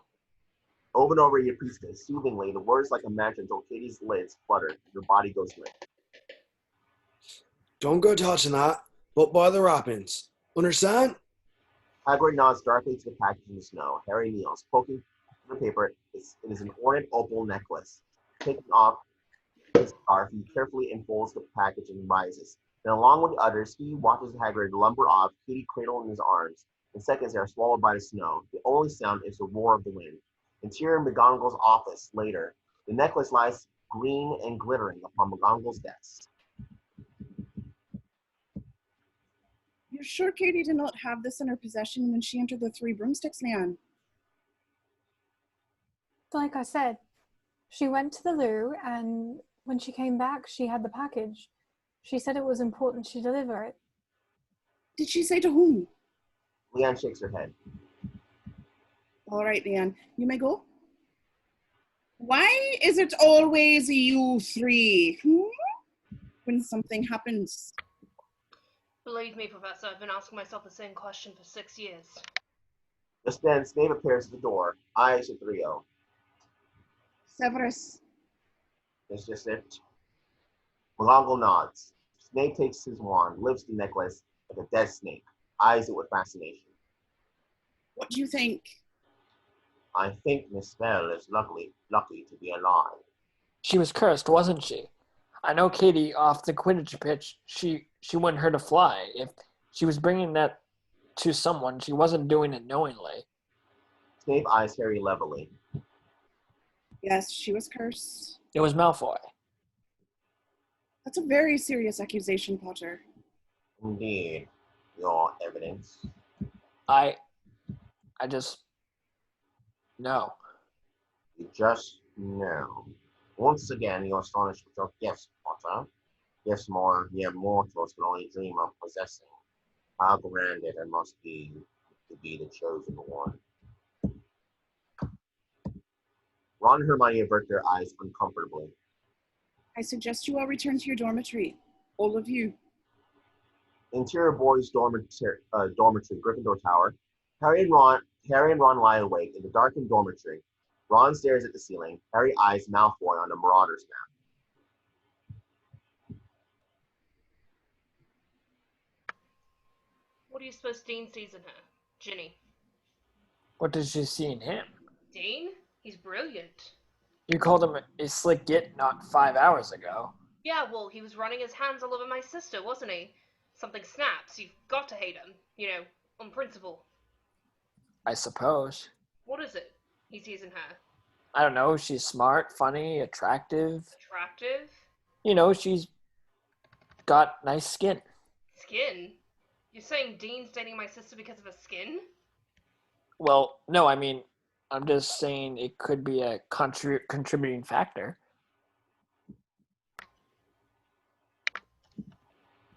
Hermione's got nice skin, wouldn't you say? As skin goes, I mean. I never really thought about it, but I suppose, yeah, very nice. Never silent. Suddenly feels weird. I think I'll be going to sleep now. Right. Harry sets the map aside. Behold, Malfoy's dot moves down the 7th floor corridor and disappears.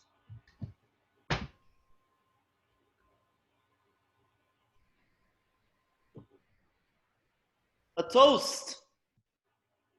Interior Slughorn's office night. Slughorn stands at the head of a table, goblet raised to the students seated before him, which in addition to Harry and Hermione include Marcus Belby, Blaise Zabini, Neville Longbottom, and the twins. A distinctive crystal hourglass sits in the center of the table. To Hogwarts, best and brightest. Here, here.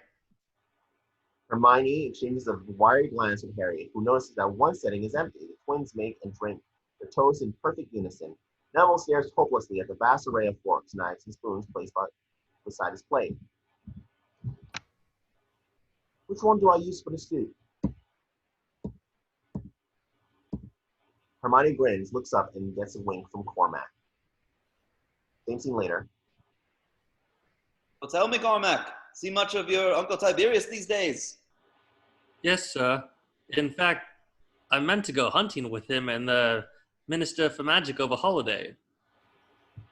Well, be sure to give him both my best.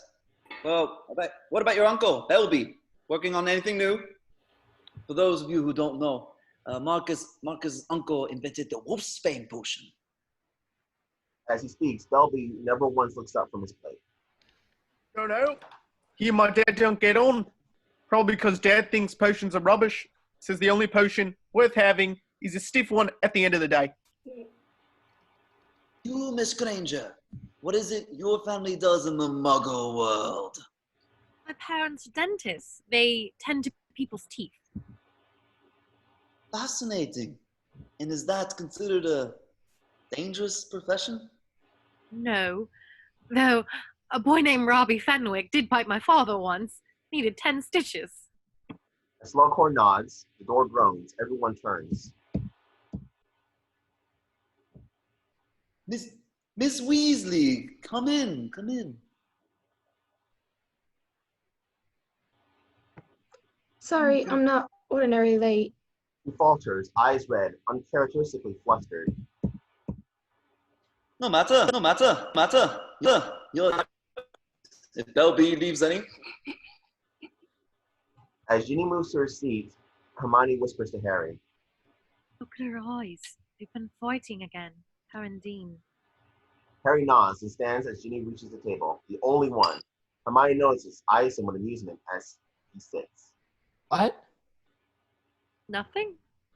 As Hermione smiles, she lightly strokes a crystal hourglass with a finger, and in Slughorn's office night, later to stand, having run out of for the evening, Slughorn says his goodbyes. Hey, thank you, one and all, for a most stimulating evening. We'll love to do it again. Slughorn closes the door, turns, sends a floor lamp wobbling, and catching it finds Harry. Oh, Potter! Sorry, sir, I was just admiring your hourglass. Oh, yes, most intriguing object. The sound runs in accordance to the quality of the conversation. When it is stipulating, the sounds run slow. When it does not, I think I'll be going. Nonsense! You have nothing to fear, my boy. As for some of your classmates, well, let's just say they're unlikely to make the shelf. Slughorn steps to a makeshift bar, begins to construct a drink. The shelf, sir? Slughorn gestures to the photograph seen earlier, now ranged like a Mengery atop a low bookcase. Once again, Lily Potter in Regulus black up front. Anyone who aspires to be anyone hopes to end up here. Then again, you are already someone, aren't you, Harry? I don't really know how to answer that, sir. Your mother was modest too. Your father, not so much. As you can see, he did not make the shelf. Slughorn smiles genially, turns back to his drink, using his pair of tongs to drop the ice into his glass. Did Voldemort ever make the shelf, sir? Slughorn stiffens, his back to Harry, his hand trembles, and then ice lifts from the tongs. Harry notices. You knew him, didn't you, sir? Tom Riddle. You were his teacher.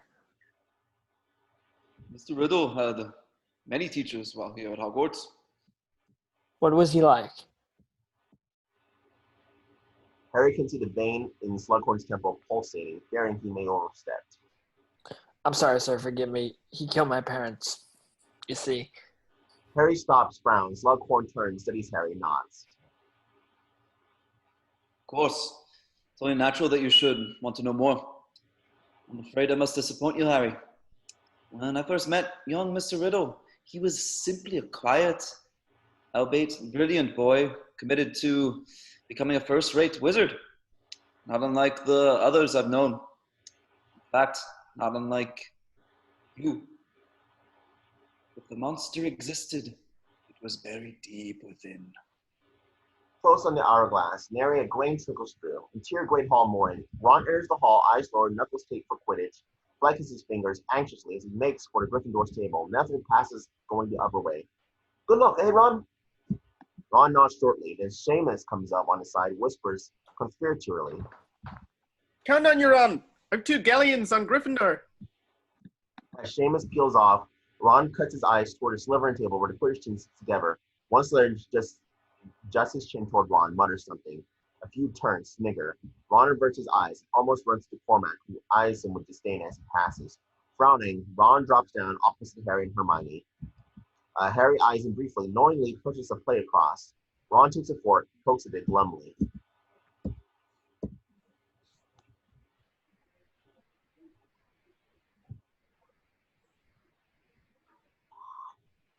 Ron.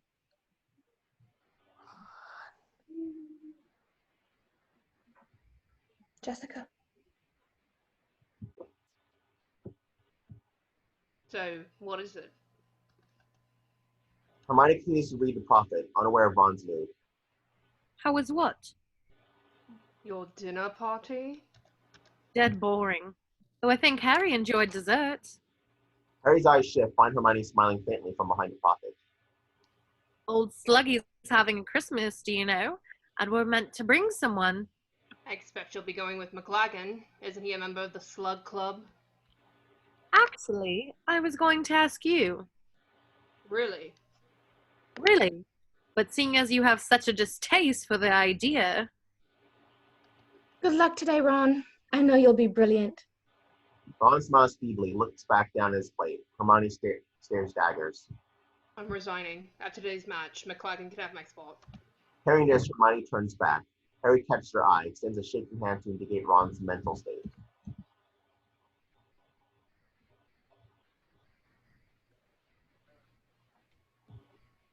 Have it your way. Juice? Hermione blinks, surprised by Harry's callousness. Ron is surprised as well, and mildly put out. Sure. As Harry pours, Luna arrives at the table wearing a hat that bears an uncanny resemblance to a real lion. Hello, everyone. Oh, you look dreadful, Ron. Ron nods grimly, lifts his glass. Luna turns to Harry.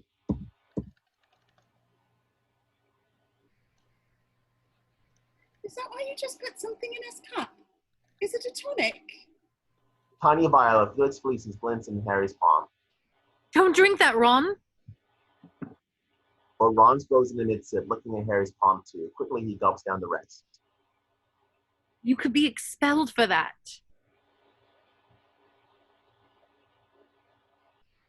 Don't know what you're talking about. Harry pops the vial, winks at Luna. Ron rises. Come on, Harry. We've got a game to win. Close-up quaffle as it rockets into the air. It's your Quidditch pitch day. Instantly, Slytherin snatches the quaffle and rushes on mass towards Gryffindor's end, leading and passing with wicked skills, accumulating in a vicious slicing shot on goal. Just when it appears it will clear at the hoop, Ron streaks out of nowhere and sends the quaffle screaming in the opposite direction. Then he pauses on her broom, stunned. What's gone into him? He glances up at Harry, circling high above and grins. Just then, Dean strikes by. Ginny, let's go! Instantly, she rolls backward, jets off, and races down her fellow chasers. Flying in speed formation, Jean on the far wing starts to quaffle up the line until it lands in Ginny's hand. Pitching herself onto a wide slide to avoid a pair of whistling bludgers, she leans recklessly off her broom and whips the quaffle to the goal untouched. As the crowd screams, Harry eyes the Gryffindor section where Luna's lion hat roars. Lavender claps for Ron, and Hermione sits with her arms crossed, a look of supreme annoyance on her face. Harry grins, jets off. Interior Gryffindor common room. The room teams of students celebrating Gryffindor's victory. It feels like Mardi Gras or a mosh pit or a riot, and Ron is right smack in the middle of it. Weasley! Weasley! Weasley! Harry takes his back slaps on periphery, smiling as he sits a butterbear and enjoys Ron's turn in the spotlight.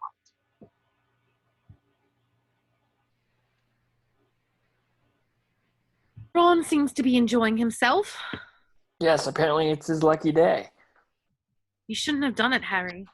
Yeah, I suppose I could have just used, I don't know, a confundus charm. That was different. It was tryouts. This was an actual match. He stops. Harry dangles a vial. The ceiling wax is unbroken, the bottle full. You didn't put it in? Ron only thought you did. He nods. She pops him playfully on the arm. When whistles and catcalls arise, they turn to see what the commotion is about and find smack dab in the center of the room Ron and Lavender in a clinch, kissing. Harry stares, blinks, and turns back to no one. His eyes shift. Track Hermione as she bumps the crowd toward a portrait hole. Exterior corridor, night. Harry leaves the roar of the party for the quiet of the corridor. Ahead of a door stands ajar. Chirping can be heard. Interior chamber, same time, Hermione sits atop a desk. A small ring of twittering birds circling her head. The birds change color as they orbit from sunny yellow to dark, angry scarlet. Charm spell. Just practicing. Oh, well, they're really good. How does it feel, Harry? When you see Dean with Ginny? I know, Harry. You're my best friend. I see how you look at her. Just when the door bursts wide and Ron rushes in, pulling a giggling Lavender by hand, they stop, take inventory. I think this room's taken. As Lavender pulls Ron out, he cuts his voice low to Harry. It's with the birds. Before Harry can reply, Hermione rises, points her wand. A Pugno! Instantly, the birds race like angry red bullets toward Ron, who flies, slamming shut the door. As the birds hit the door, they explode softly into small feather clouds. Hermione covers her face and sobs. Harry goes over to her, hesitates, then tentatively drapes his arm over her. As she turns her face into his chest, he pulls her closer, watches across when the last scarlet feather drifts before joining the pool already there. It feels like this. Exterior castle window, same time night. Through the icy window, we see Harry cradling Hermione within. As camera drifts away, rising to the falling snow, the view expands. In the common room, the party rages on while 3 windows down, Lavender pulls Ron into a kiss. Figures pass by windows, including one tall pale boy standing in a window on the 7th floor, Malfoy. As he turns away, the castle slides from view and the camera tilts up to the sky, drifting with snow. Interior corridor, day, tinsel decks at the banisters, and mistletoe drops from the ceiling. As Ron and Harry make their way down the crowded corridor, passing the birdcage, Ron walks with a new air of confidence, not exactly strutting, but close. Look, I can't help it if she's got her knickers in a twist. What Lav and I have, well, let's just say there's no stopping it. It's chemical. Will it last? Who knows? Point is, I'm a free agent. Interior library, night. Harry trails Hermione to the steps. He's perfectly at liberty to kiss whomever he likes. I really couldn't care less. Was I under the impression that he and I would be attending Slughorn's Christmas party together? Yes, of course. Now, given the circumstances, I've had to make other arrangements. Have you? Yes. Why?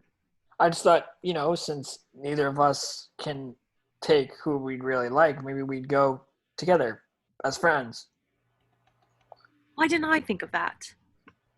So, who are you taking? It's a surprise. Besides, it's you we need to worry about, and you can't pick just anyone. See that girl over there? That's Romilda Vane. Rumor has it that she's trying to slip you a love potion. Really? Harry considers a fine boned girl with raven hair, Romilda Vane. She is exquisite, an absolute work of... Hey, she's only interested in you because she thinks you're the chosen one. You know that, right? But I am the chosen one. Hermione cocks her head at him, exasperated. Okay, kidding. I'll just ask someone I like, someone cool.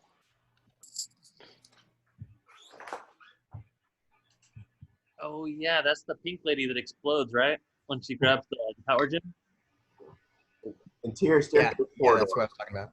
Night. Luna Lovegood, decked out in a set of spangled silver robes, and Harry in basic black make their way toward the strange strains of Christmas music, red lanterns lighting their way. I've never been to this part of the castle. At least, not while awake. I sleepwalk, you see. That's why I wear shoes to bed. As Harry and Luna pass out of sight, we pick up Malfoy, standing in the shadows of an alcove. He watches them go, then moves off. Interior Hogwarts Castle. Another corridor, same time, night. In the foreground, a birdcage glimmers dully in a gray moonlight streaming through a window. Within the two birds huddled quietly. We rack focus and we see through the grid of a wire a figure approaching. Draco moves down the corridor, eyes fixed oddly ahead. He looks pale in the moonlight, and his fist grips an apple. He passes the cage. We hold on to birds. Interior 7-4 corridor, night. Draco approaches, stops, turns to the wall, closes his eyes. Interior room of requirement, night. Camera glides past dozens of towering shelves, dust strewn and listing like dominoes, cluttered with all manner of strange objects. Draco appears, his legs pushing him on, wending his way through narrow passages. New angle behind large rectangular mass, we rise above it. Watch Draco walk directly toward us and stop. He stares at the solid mass before him, reaches out and takes the fringe of the tapestry covering it, tugs. The tapestry shivers like water to the floor, revealing a cabinet identical to the one in Borgin and Burke's. Draco runs a hand over the glossy finish, comes away with dust upon his fingers. Glancing around, he spies a bust of a woman wearing a tiara, removes a silk scarf hanging from her porcelain neck, and gently wipes the dust away from the cabinet. Bringing the apple up, he opens the cabinet and places it within, shuts it, closing his eyes. He mutters a low incantation, barely discernible. He reaches out, opens it, the apple is gone. He closes the cabinet again, waits, longer this time. Finally, he opens it, removes the apple, rotates it. Someone has taken a bite out of it. Interior Slughorn's office, night. Flash, a camera pops, reveals Harry smiling with Slughorn before photographer Adrian. The ceiling and walls are draped with hangings of emerald, crimson, and gold, so the room feels like the tent, or the inside of the gift box. It is loud and packed with people. Thank you, Adrian. One of mine, class of 78. I'd hoped for more out of him, but at least the pictures are in focus. Oh my, excuse me, Harry. I must greet the new Minister of Magical Transportation, class of 67. Mingle, my boy, mingle. We're all friends here and we run the world. Harry watches Slughorn make a beeline across the room along the way of nodding to the twins who have apparently come with each other. Drink. Harry turns, finds Neville standing with a tray. Neville? I didn't make the cut for the Slug Club. It's okay. We got Belby handing out towels in the lead. And as Neville turns away, Harry notices a pair of girls' feet protruding from beneath the crimson hanging. His gaze rises, finds Hermione peeking out. As he moves off, we see Luna talk to a small, stout, spectacled man, Eldred Warple. Lovegood, did you say? I once encountered a seriously unbalanced man by that name at a book signing. Claimed to run a magazine. New angle. Hermione behind the hanging, seconds later. Where are you? What are you doing? Hermione yelps, turns, pulls Harry behind hanging. Her hair is slightly askew, her lipstick a bit blurry. What happened to you? Oh, I just left Cormac under the mistletoe. Cormac? That's who you've invited? I thought it would annoy Ron most, but he's a menace. He's got more tentacles than a snarflump plant. Dragon Tata. Dragon Tata. They turn and find a waiter peeking in tray in hand. No, thank you. Just as well, they gave one horribly bad breath. On second thought, maybe they'll keep Cormac at bay. Oh no, here he comes. Hermione pops two of the dragon blobs into her mouth, shoves the tray in Harry's hand and flits away. The angle, part at the same time, Snape, looking bored, stands on the periphery of a conversation when he sees Hermione exit one side of the hanging and Cormac enter the other. The angle behind the hanging. I think she went to powder her nose. Harry looks past Cormac's shoulder, out past of the hanging, and sees Slughorn laughing with a guess. Cormac plucks a dragon blob off the tray in Harry's hand, pops it. Slippery little minx, your friend. Likes to work with her mouth, too, doesn't she? Yuck, yuck, yuck. What is this I'm eating, by the way? Dragon balls. Dragon Ball Z.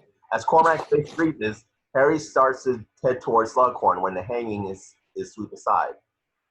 What's going on back here? Cormac spews raw dragon all over Snape's shoes. Snape surveys the damage. His eyes rise darkly. You just bought yourself a month's detention, McGonagall. McGonagall dashes off. Harry makes a follow. Not so quick, Potter. I think I should rejoin the party, sir. My date Can surely survive your absence for another minute or two. Besides, I only wish to convey a message. A message? From Professor Dumbledore. He asked that I give you his best and that he hopes you enjoy your holiday. You see, he's traveling and won't return until term resumes. Traveling? Where? Snape merely stares at Harry silently, briefly, and exits, taking Harry's gaze with him. To Slughorn, once again, wildly gesturing with a full glass of wine. Take your hands off me, you filthy squib! A frown overtakes Slughorn's face, and he turns toward the source of the commotion, exits Harry's view. Harry emerges from the hanging, finds Malfoy and Filch's rough grip. Professor Slughorn, sir, I've just discovered this boy lurking in an upstairs corridor. Claims you have been invited to your party. Okay. I was gate crashing. Happy? I'll escort him out. Draco's eyes shift, regards Snape. He shrugs free of Filch. Certainly, Professor. Exterior dark corridor night. Camera glides in darkness. Voices are heard. Maybe I didn't hex that bell girl. Maybe I didn't. What's it to you? Two silhouettes come into view. Malfoy slumped against the wall in lazy insolence, and Snape. I swore to protect you. I made the unbreakable vow. I don't need protection. I was chosen for this. Out of all the others. Me! And I won't fail him. You're afraid, Draco. You attempt to conceal it, but it's obvious. Let me assist you. No! I was chosen. This is my moment. Malfoy exits, then Snape. Wider angle. Harry's revealed in an adjacent alcove. He's heard all. A train is heard. Hear Hogwarts Express moving. The Hogwarts Express chugs through a snowy countryside. Hogwarts Express moving. Ron lies on his back, while Harry sits opposite, leafing through the Half-Blood Prince's potions book. Unbreakable vow. You're sure that's what Snape said? Positive. Why? It's just, well, you can't break an unbreakable vow. I've worked that much out for myself. Funnily enough. No, you don't understand. Oh, bloody hell. Lavender stands outside the compartment door, fogging the glass with her breath. She echoes Ron and Liv, and circles it with a heart. Mimes, I miss you, and exits with a pout. Lovely. All she wants to do is snog me. My lips are getting chapped. Look. I take your word for it. Just then Hermione passes by, breaks stride as she spots Lavender's handiwork and continues on. Ron shakes his head. So what happens if you break an unbreakable vow? Ron glowers, watching as Lavender's heart slowly vanishes. You die. Interior Weasley's house, same time. The house glows with light and howling music rings from the wireless.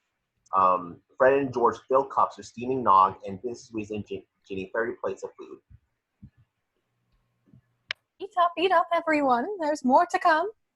Harry sits in deep conversation with Lupin, Tonks, and Mr. Weasley. Ron sits by silently. Lupin looks haggard.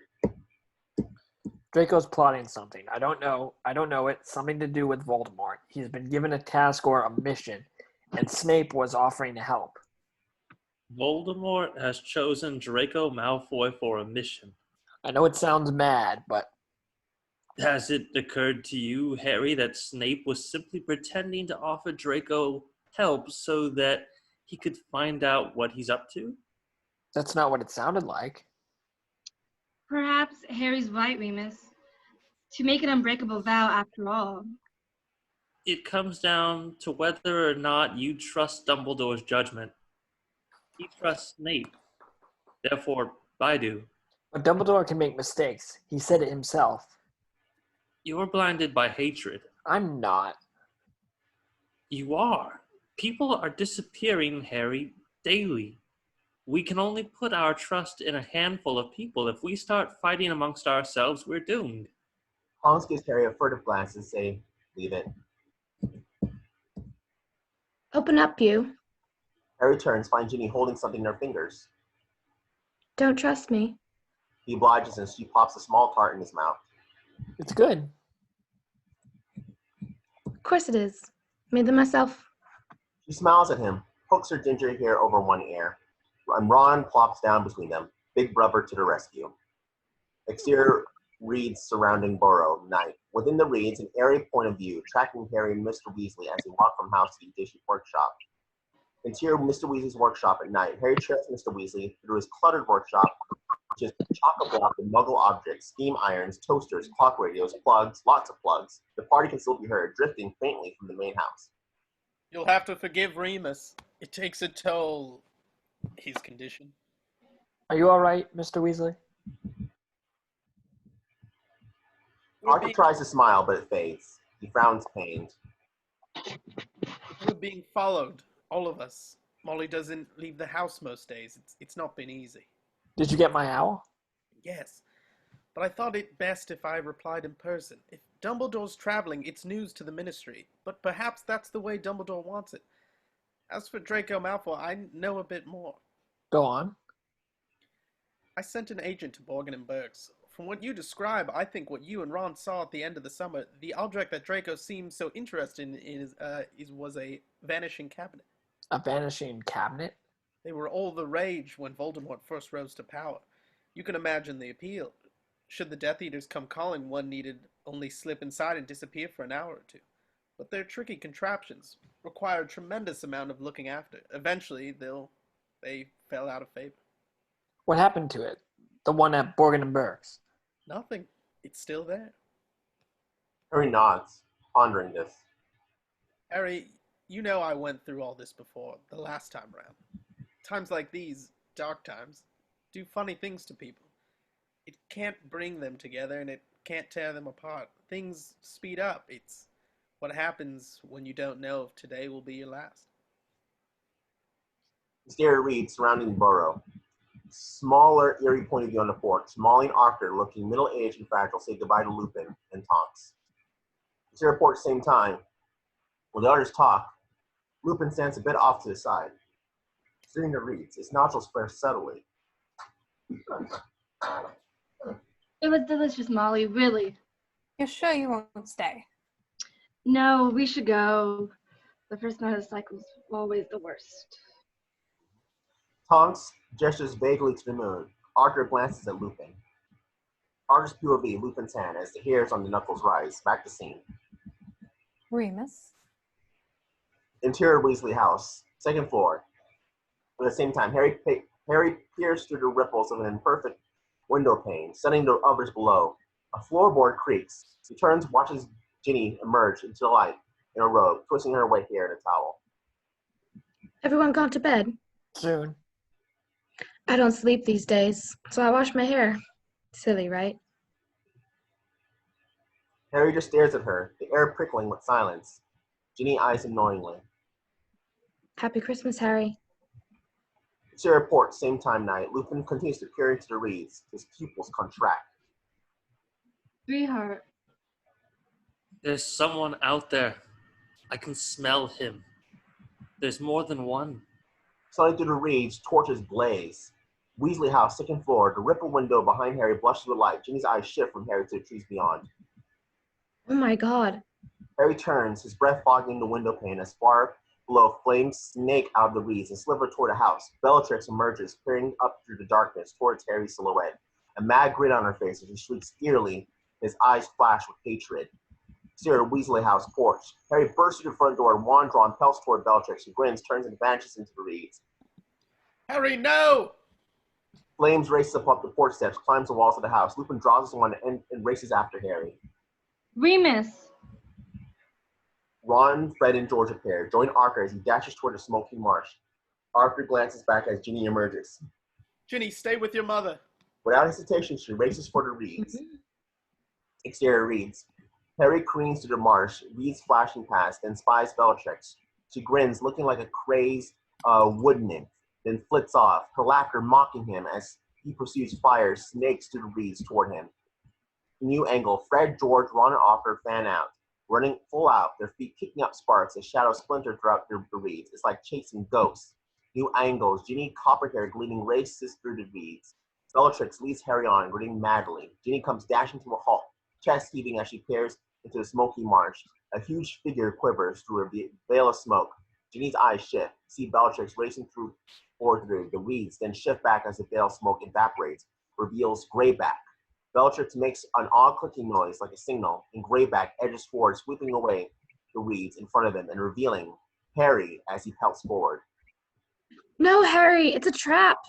Harry falters, looking toward Ginny's voice, and spies Greyback. Bellatrix stops dead, wheels in her tracks, and seeing Ginny, shrieks with rage. Raising her wand, she fires a bolt of red light, which explodes in a shower of sparks around Ginny. Ginny fires back, but wheels away, flashing through the reeds and coming face to face with Greyback, sharp teeth glittering. Don't you smell clean? Just then, a bolt of blue bursts off Greyback's as he turns, sees Harry standing several yards off. As Greyback gives chase, Ginny pelts after, and we cut back and forth between Harry, Ginny, and the beast between them, faster and faster, their breaths shortening until Greyback rushes through the clearing, panting, glancing about. Just then, twin bolts of light blast from the opposite sides of the clearing, and Greyback is lifted into the air, slammed to the ground, and as he regains his feet, he looks into the reeds and sees Harry and Ginny, wands poised. He grins. When Bellatrix's odd clicking signals Harry through the night, once again turning away, he exits. Harry and Ginny slowly step out of the reeds, stare at each other wordlessly. Then, Ron, Fred, George, and Arthur and Lupin come crashing into the clearing stop. All around them, reed smoke, flames dying. Across the marsh, Bellatrix's capital rises briefly on the air. Then, it's all quiet. You're lucky you weren't killed. Interior Hogwarts Castle corridor. Hermione reads Daily Prophet as she walks alongside Harry. The headline is gloomy. More disappearances. You have to realize who you are, Harry.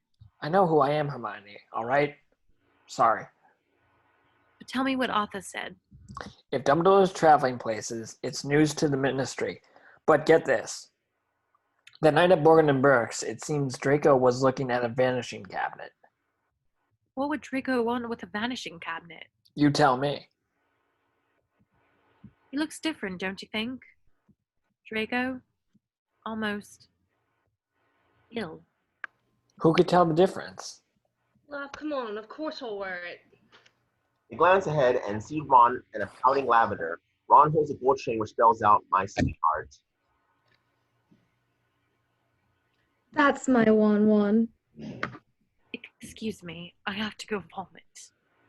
As Hermione exits, Harry spies Ginny in an alcove sitting by as Dean laughs at Seamus. Looking up, she sees Harry gives a feeble wave. He waves back, and we interior Dumbledore's office night. Harry face plunging into water, breaking the surface. Flashback, interior Slughorn's office at night. Years pass. We emerge from the crackling embers of a fireplace. A much younger, more smartly dressed Slughorn probes a dish of crystallized pineapple as he holds court before 16-year-old Tom Riddle and 5 other boys. The crystal hourglass sits on a side table. Sir, is it true that Professor May thought is retiring? Slughorn chuckles, wags his sugar-encrusted finger at me. Now, Tom, I couldn't tell you if I knew, could I? I'm the same, my boy. I'd like to know where you get your information. More knowledgeable than half the staff you are. By the way, thank you for the pineapple. Quite right. It is my favorite. How is it you knew? Intuition? Riddle smiles, but his expression suggests intuition had nothing to do with it. Slughorn chuckles uneasily. Huh. Good gracious, look at the time. Off you go, boys. Professor Tippett will have all of us in detention. Lestrange, Avery, don't forget your essays. As others file out, Slughorn buries himself with some papers when ping, he turns, finds Riddle still there, standing by the crystal hourglass. Look sharp, Tom. You don't want to be caught out of bed after hours. I know a secret shortcut or two. No, yes, imagine you do. Something on your mind, Tom? Yes, sir. I couldn't think of anyone else to go to. The other professors, well, they're not like you. They might misunderstand. Go on. Riddle slips off the ring on his left hand, begins to roll it between his fingers. It is set with a black stone. I was in the library the other night, in the restricted section, and I read something rather odd about a bit of rare magic, and I thought perhaps you could illuminate me. Suddenly, a dense fog engulfs the room, and Slughorn's voice twists into an angry shriek. I don't know anything about such things and wouldn't tell you if I did. Now get out of here at once and don't ever let me catch you mentioning it again. The fog grows thicker and interior Dumbledore's office. Camera emerges from the swirling pensieve. Harry blinks, finds Dumbledore studying him from across the room. Confused? I would be surprised if you weren't. I don't understand. What happened? This is perhaps the most important memory I've collected. It's also a lie. This memory has been tampered with, in this case by the person whose memory it is, our friend Professor Slughorn. But why would he tamper with his own memory? I suspect he is ashamed of it. Why? Why, indeed.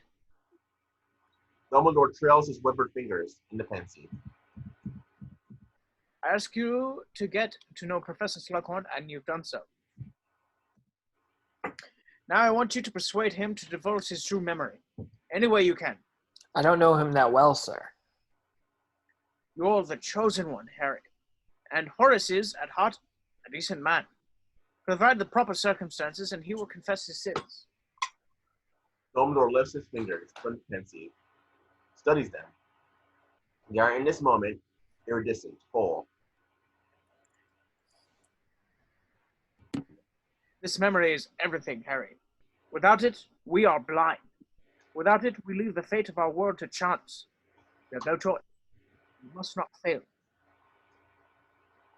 As Harry watches, the damp sheen enveloping Dumbledore's hand evaporates, and once again his fingers decay.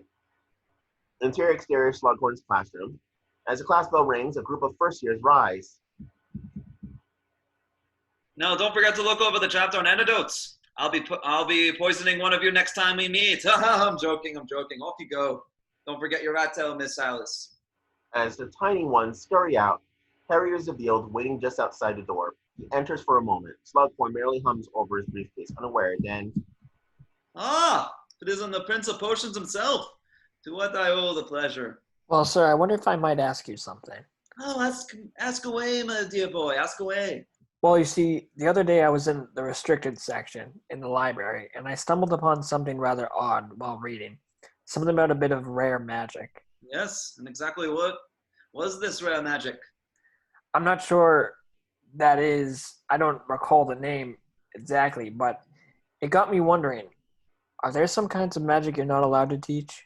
Slughorn looks up, eyes Harry carefully. I'm a potions professor, Harry. Perhaps your question would best be posed to Professor Snape. Yes, well, we don't exactly see eye to eye, sir. What I mean to say is, he's not like you. He might misunderstand. Recognition flickers in Slughorn's eyes. Glint of fear. There can be no light without the dark, and so it is with magic. Myself, I have always strived to live within the light. I suggest you do the same. Slughorn gathers his briefcase, starts to exit. Did you say the same to Tom Riddle, sir, when he came asking questions? Slughorn freezes in the doorway and slowly turns. Dumbledore put this up. Dumbledore put you up to this, didn't he? Didn't he? Sir. Slughorn silences him with an upraised hand. Then, without another word, he's gone. Interior corridor, lightning flashes, thunder rumbles, rain lashes the windows through the birdcage's grid of wires. Someone approaches. We rack focus. You find Harry. As he passes, you hold on cage. One bird is missing. Only this black one remains. As thunder booms, the bird ruffles his feathers. Harry glances down the corridor adjacent, sees a figure start up the far stairwell. As the shadow ascends, Harry follows. Interior corridor. The figure continues on, passes out of view. Harry follows. Harry still trailing. The figure turns a corner. Comes into view. It's Draco, who stops halfway down, looks back the way he came. Harry shadows scales the walls as he approaches. Draco watches calmly, then turns, closes his eyes, and simply disappears. Harry turns the corner, stops. No one. Interior room of requirement day. Draco wends his way through the towering shelves, removes the tapestry, faces the gleaming cabinet. He reaches into his coat and carefully removes the white bird, holding it in one hand. He studies it, gently stroking its feathers with the other. For a moment, he seems lost in the activity, lost in the bird's cold black eyes, its bobbing head. Then gently, he places it in the cabinet and closes the door, waits. When he opens the cabinet, the bird is gone. Closes the cabinet once more. As feather, white and gleaming, clings to the cuff of his jacket. He takes it, turns it in the light. It is fragile, translucent. He looks briefly, lost again, then blinks. Turns back to the cabinet, slowly reaches out and opens it. The bird is there, dead. Interior common room, night. Hermione does her homework while Harry stares at the Marauders map. They are the only ones present. Did you actually expect you could just walk up to old Sluggy and ask him to reveal his deepest, darkest secret? Honestly, Harry, sometimes I think the Daily Prophet should call you the Dim One. Nice. You're going to have to persuade him somehow. And now, I'm afraid, you've made it a lot harder. Hermione, I think Malfoy's leaving the castle.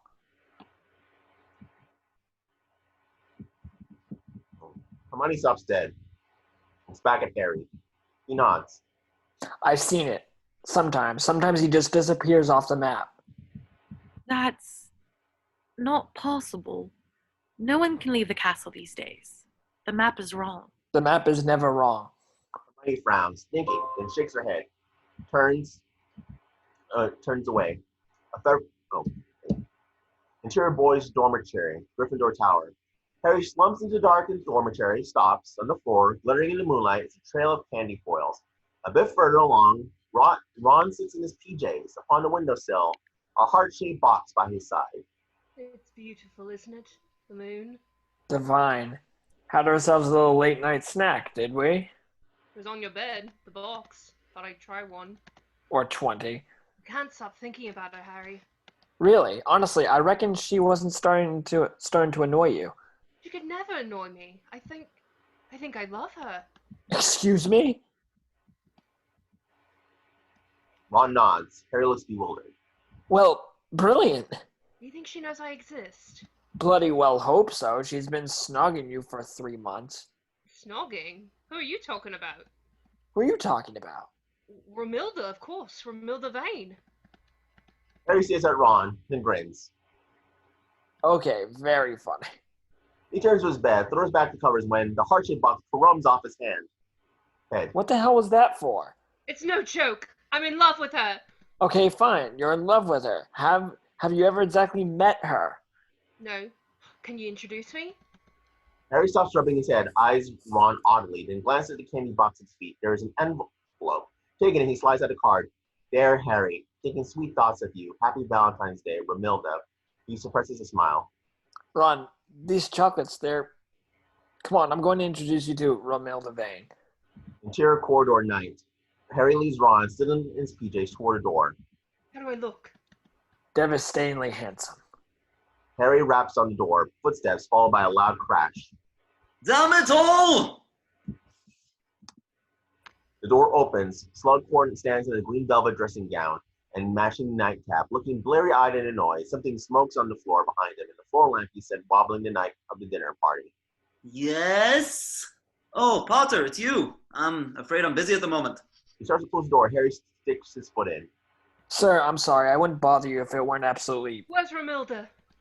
Slughorn squints over Harry's shoulder at Ron, who is doing precisely the same from the other side. What's the matter with Wenby? Harry leans forward, whispers into Slughorn's ear. He frowns. Ah, very well. Bring him in. Interior Slughorn's office. Slughorn would practice keys, mixes a concoction of powders and potions into a goblet, while Ron peers into a mirror as he paces. Harry passes the shelf and finds front and center a photograph of himself and Slughorn, the one taken at the Christmas party. In the background is a photograph of Snape as a young student clutching his potions textbook. I'd have thought you could whip up a remedy for this. No time, Harry. An expert potioner like you. I figured this called for a more practiced hand, sir. Hello, darling. Fancy a drink? Slughorn and Harry turn. Watch Ron wink into the mirror. Perhaps you're right. As Slughorn goes back to mixing, Harry eyes him furtively. I'm sorry, sir, about the other day, our misunderstanding. Slughorn eyes and Harry briefly looks away. Yes, well, water under the bridge, as they say, correct? I mean, I'm sure you're tired of it after all these years, the questions about Voldemort. Slughorn's mixing hand falters instantly. Don't say his name. Slughorn stares fierce. Finally, he turns, goblet in hand, and puts a smile on his face, his voice cheery. Yes, sir, it's just, well, Dumbledore once said that fear of a name only increases fear of the thing itself. It seems sensible. No, with all due respect, Dumbledore sometimes forgets that most of us do not possess powers so great that we can risk offending the most dangerous Dark Lord who ever lived. Slughorn stares fierce as the one Dumbledore fixed Harry with. Finally, he turns away. All right, my boy. Bottoms up. What's this? Tonic for the nerves. Ron drinks, beams briefly, then his grin sags. What happened to me? Love potion. And a bloody strong one at that. I feel really bad. Pick me up's what you need, my boy. Do us all good, I think. I've got butterbeer, wine, and a dazzling oak matured mead. I had other intentions for this, but given the circumstances... Slughorn takes a stout bottle and fills a glass for Ron. As Ron sips, Slughorn fills a pair for he and Harry. There we are, Potter. Potter, to life. Crash! Ron's glass hits the floor and he tumbles to his knees and tumbles full out of the rug, spasming horribly, foam oozing over his lips. Harry rushes to him. Professor, do something. I don't understand. Oh, sorry. I don't understand. A Slughorn shuffles helplessly through his bag, mumbling at a loss. Harry turns back to Ron, his skin turning blue. He's choking. He's still choking. Harry glances about, then leaps up and frantically begins to strip the walls of potion stores, looking for something, anything. A box tumbles, something spills, a scattering of stones, no bigger than a robin's egg. Shriveled and dry, snatching one, he wrenches open Ron's jaw and thrusts it deep into his throat. Instantly, Ron stops moving, paralyzed. The room is suddenly silent. He's not breathing. Harry places both hands behind Ron's head and gives it a shake. Another. Breathe. Come on, Ron. Don't be a brat. Breathe. Breathe. Harry shakes him again and again and stops. Ron's head rolls limply from his fingers. Slughorn looks on, mouth agape, useless, and a cough, a great hiccuping cough, like a swimmer almost drowned. And Ron is back, breathing. These girls are gonna kill me, Harry. Harry grins, then Ron's eyes flutter, out, but breathing. Interior hospital wing, early morning. Harry, Dumbledore, Snape, McGonagall, Ginny, and a very somber Hermione circle Ron's bed as Madame Pomfrey ministers to him. Slughorn sits off to the side in a chair, looking stunned. Quick thinking on your part, Harry. Using a bazaar. You must be very proud of your students, eh, Horace? Oh, yes. Very proud. I think we all agree that Mr. Potter's actions were heroic. The question is, why were they necessary? Why, indeed. Dumbledore takes a half-empty bottle of mead, still bearing a bit of gift wrap.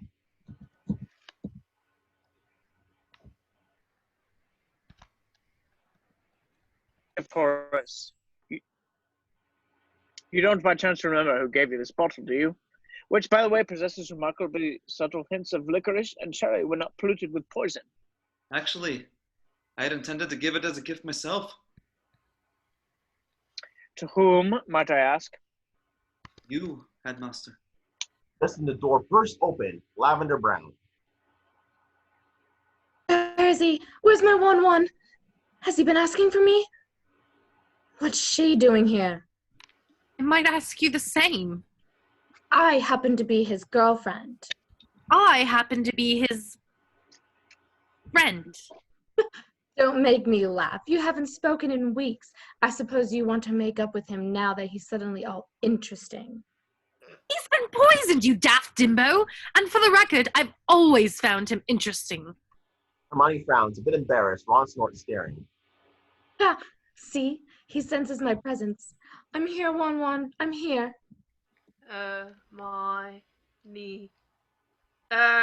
My knee. Ron in a haze reaches out blindly, blushing. Hermione takes his hand. Instantly, he falls unconscious again. Lavender, vibrating with rage, stalks out. Dumbledore beams. Ah, to be young and feel love's keen sting.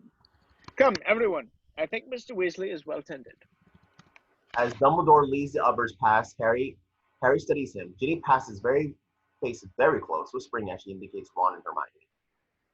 About time, don't you think? Harry watches her go, hopelessly smitten, sees that Slughorn has paused in the doorway. Always cherish my students. They're my life. Ginny is gone too. Harry turns back, studies Hermione, hand enfolded over Ron's. She looks up, sees his faint smile. Shut up. In the Great Hall, Harry spoons soup into his mouth while perusing the Half-Blood Prince's potion book, his eyes lingering as before over the Sectum Sempra spell for enemies. Ron accidentally twirls his wand as he covertly eyes Lavender. Hermione frowns over the prophet when a snowflake falls upon her nose. Ron, stop. You're making it snow. Huh? Ron looks up, sees that it is snowing exclusively over the trio. Hermione places her hand atop his wand and he blinks as if the gesture kindles some sense memory. Tell me again how I broke up with Lavender. Harry pauses on his feet, exchanges a glance at Hermione, who carefully withdraws her hand from Ron's. Well, she came to visit you in the hospital, you see, and you talked. I don't believe it was a very long conversation. Don't get me wrong, I'm bloody thrilled we shot of her, just she seems a bit put out.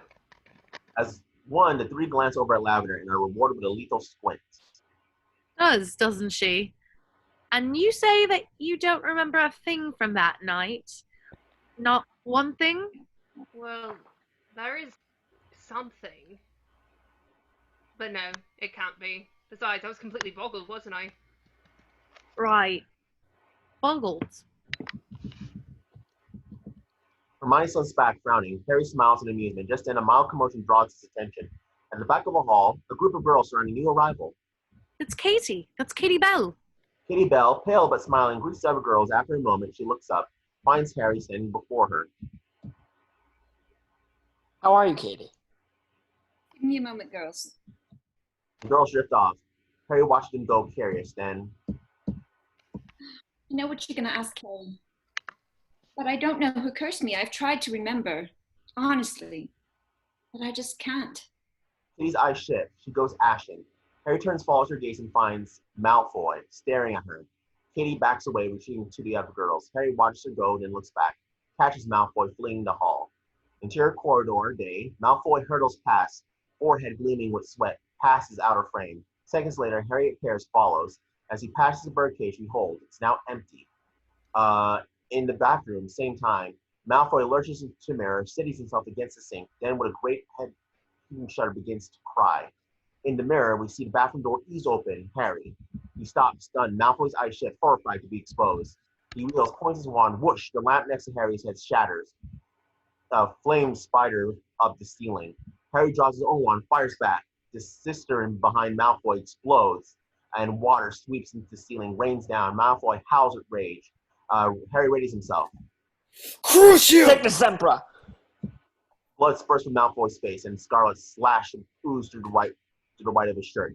He staggers, howls again, and collapses. Harry glares at his wand in horror, then slushes across the floor, the water running red with Malfoy's blood. Don't touch me! Don't you dare touch me! Harry stops dead, transfixed by a flash of something dark pushing through the wet fabrics of Malfoy's shirt sleeve. Just then, Snape bursts through the door. Seeing Malfoy and the nature of his injuries, he eyes Harry with keen curiosity. Kneeling, he traces the tip of his wand over Malfoy's wounds, murmuring an eerie incantation. Instantly, the skin begins to knit itself together. Harry backs away, Snape's ancient chant ringing in his ear, blood floating like crimson flowers on the floor, backing away until he reaches the door. In the common room, Harry sits numbly, the potions textbook lying limp in his hand. Hermione, Ron, and Ginny sit together, a bit apart, keeping a kind of vigil.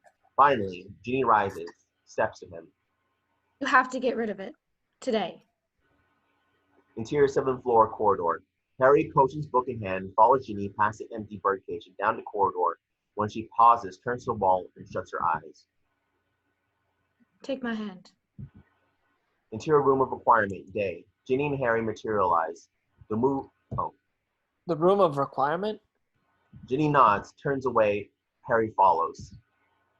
Harry eyes the shelves that tower above him, and the odd things they hold. A small cage bearing the skeleton of some long dead creature, a jar of quivering eyeballs to track him as he passes.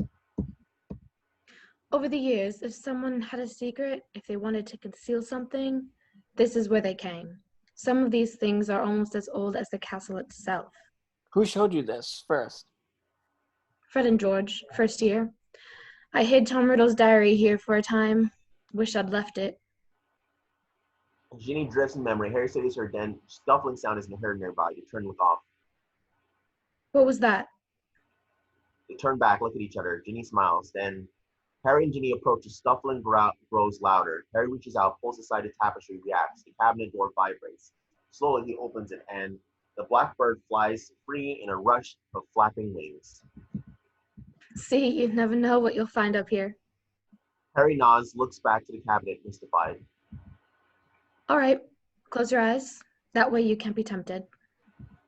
Ginny slips the book from his fingers and starts to back away. She mouths, "Close your eyes." As she leaves, Brain Camera pushes ever so slowly in on Harry, still waiting. For a long moment, there's only silence. Then a shadow gently eclipses Harry's face. There's something else. Another secret of sorts. One of mine. He leans in and places her mouth on Harry's. I can stay hidden up here too, if you like. Harry opens his eyes, watches Ginny back away, then disappear around the corner. He stares at the empty air, blinking, and watches the blackbird flutter overhead. Harry, looking at the interior corridor, Harry, looking at Tad dazed, walks aimlessly. So, did you and Jenny do it? Harry chokes, watches Ron appear. What? You know, hide the book. Oh. Yeah. Just then, Slughorn rounds the far end of the corridor, spying Harry, does a little Oliver Hardy, oops, and retreats. Still in luck with Slughorn, I take it. Harry shakes his head and stops cold, stares at the empty space where Slughorn stood a moment before. Say that again? Interior common room. The tiny vial of Felix Felicis glimmers in Harry's palm. As he and Ron and Hermione huddle in an empty dormitory, they exchange glances, and Harry brings the vial to his lips. Well, how do you feel? Excellent. Really excellent. Now remember, Slughorn usually eats early, takes a short walk, and then returns to his office. Right, I'm going down to Hagrid's. What? No, Harry, you've got to go see Slughorn. We have a plan. No, I've got a good feeling about going to Hagrid's. I feel like it's the place to be tonight. You know what I mean? No. Trust me, I know what I'm doing, or at least Felix does. It's going to be fun. Interior corridor, dusk. A boy with a perfect prefix badge patrols the corridor. Bored, he ponders the progress of his faint mustache in a mirror. Harry walks by, unseen. Entrance hall. Filch paces, standing guard while Mrs. Norris sits calmly by. A mouse appears in the open element of a suit of armor, watches his face with his tiny paws, and spies Mrs. Norris, who hisses. The mouse takes a quick retreat, and in the faceplate comes to clanging down. As Filch wheels, Harry strolls past. Exterior grounds, Hogwarts Castle dusk. Two aurors, twin silhouettes, patrol the grounds. Harry approaches, about to intersect their paths, when at the last second, something on the ground catches his eyes. He kneels, considers a beetle on his back, legs churning helplessly. Harry extends his finger, laying the tiny bug being purchased, and tips it upright. Just as the aura shadows quiver over him and vanish. Rising, Harry starts off one direction and stops as if compelled by some inner voice and heads the opposite way. Exterior greenhouse dusk. Harry hums placidly. Up ahead, a figure ripples beyond the steamy panes of the greenhouse. A Slughorn hunched over a plant whose tendrils coil eerily, resisting his attention. Snip, he stealthily removes the spray, looks up, and jumps. Ah! Merlin's beard, Harry! Sorry, sir, I should have announced myself. Cleared my throat, coughed. You probably feared I was Madam Sprout. Yeah, well, yes, actually. Why would you think that? Just the general behavior, sir. The seeking around, the jumping when you saw me. By the way, those tentacular leaves, they're really quite valuable, aren't they? Yes, 10 galleons a leaf to the right buyer. Not that I'm familiar with such back alley transactions. 1 year's rumors is all. My own interests are purely academic, of course. Personally, these plants have always kind of freaked me out. Harry gives a little shiver of the shoulders, smiles. Slughorn cocks his head, studies him oddly. Exactly how did you get out of the castle, Harry? Through the front door, sir. I'm off to Hagrid's. You see, he's a very dear friend, and I felt like paying him a visit. So if you don't mind, I'll be going. Harry! Sir? Nearly nightfall. Surely you realize I can't allow you to roam the grounds all by yourself? Well, then by all means, come along, sir. Exterior Hagrid's hut. Harry appears over a rise, strolling happily along when Slughorn appears, huffing and puffing to keep up. Harry, I must insist. You accompany me back to the castle. Immediately! That would be counterproductive, sir. What makes you say that? No idea. Slughorn frowns impatiently, then stops, blinks. Melon's beard. Up ahead, Hagrid sits disconsolately, again, thesaurus, screenwriter, upon a stamp nearby. Aragog's massive body lies legs up. That's an actual acromantula. A dead one, I think, sir. Harry and Slughorn approach a sullen Hagrid. Harry? Horace? Dear God, man. Oh, my God, dear man. How did you ever manage to kill it? Kill him? The oldest friend he was. Oh, I'm sorry. I didn't realize. Slughorn falters helplessly. Hagrid waves his hand. Don't worry yourself. You're not alone. Seriously misunderstood creature, spiders. It's the eyes, I reckon. Unnerve people. Not to mention the pincers. Harry makes a little claw motion with his hand while making the clicking sound. Hagrid eyes Harry curiously. I reckon that too. How'd he get out of the castle anyways? Through the front doors. Hagrid, I wouldn't want to be indelicate, but acromantula venom is uncommonly rare, and well, if you wouldn't mind me extracting a vial or two, purely for academic pursuits. Don't suppose it's doing him any good, is it? My thoughts exactly. Always carry a few spare ampoules for just those occasions. Old potions master's habit, you know. Slughorn rummages about his pockets, extracts some small vials, all empty save for one containing a hairy worm, then scambles up close to Aragog. Harry and Hagrid watch. Wish you could have seen him in his prime. Magnificent he was. Just magnificent. Hagrid blinks wildly, then takes out a handkerchief and snorts loudly into it. Slughorn looks up, studies Hagrid's sorry expression with empathy, and steps away. Why don't I say a few words? I trust you have family. Oh, yeah. Farewell. Slughorn frowns. Aragog. Farewell, Aragog, king of arachnids. Though your body will decay, your spirit lingers on in the quiet, web-spun places of your forest home.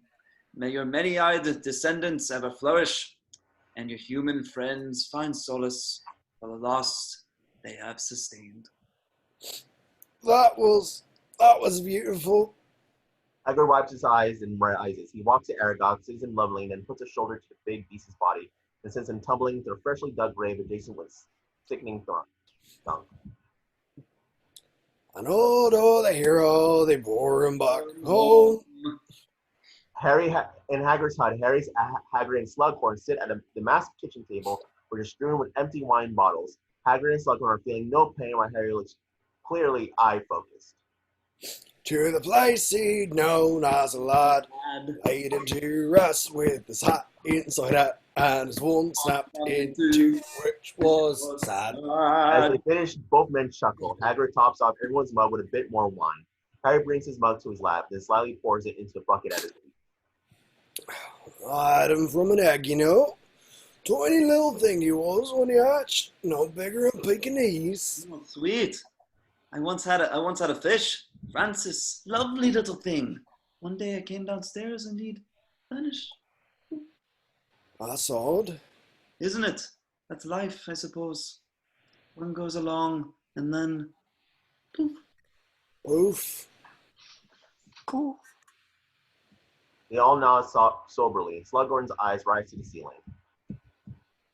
Never unicorn hair, Hagrid. Hagrid looks up, wheels a bit, nods. Oh, but my dear chap, do you know how much that's worth? No idea. No idea at all. Thunk. Hagrid's great shaggy head hits the table, instantly he's snoring.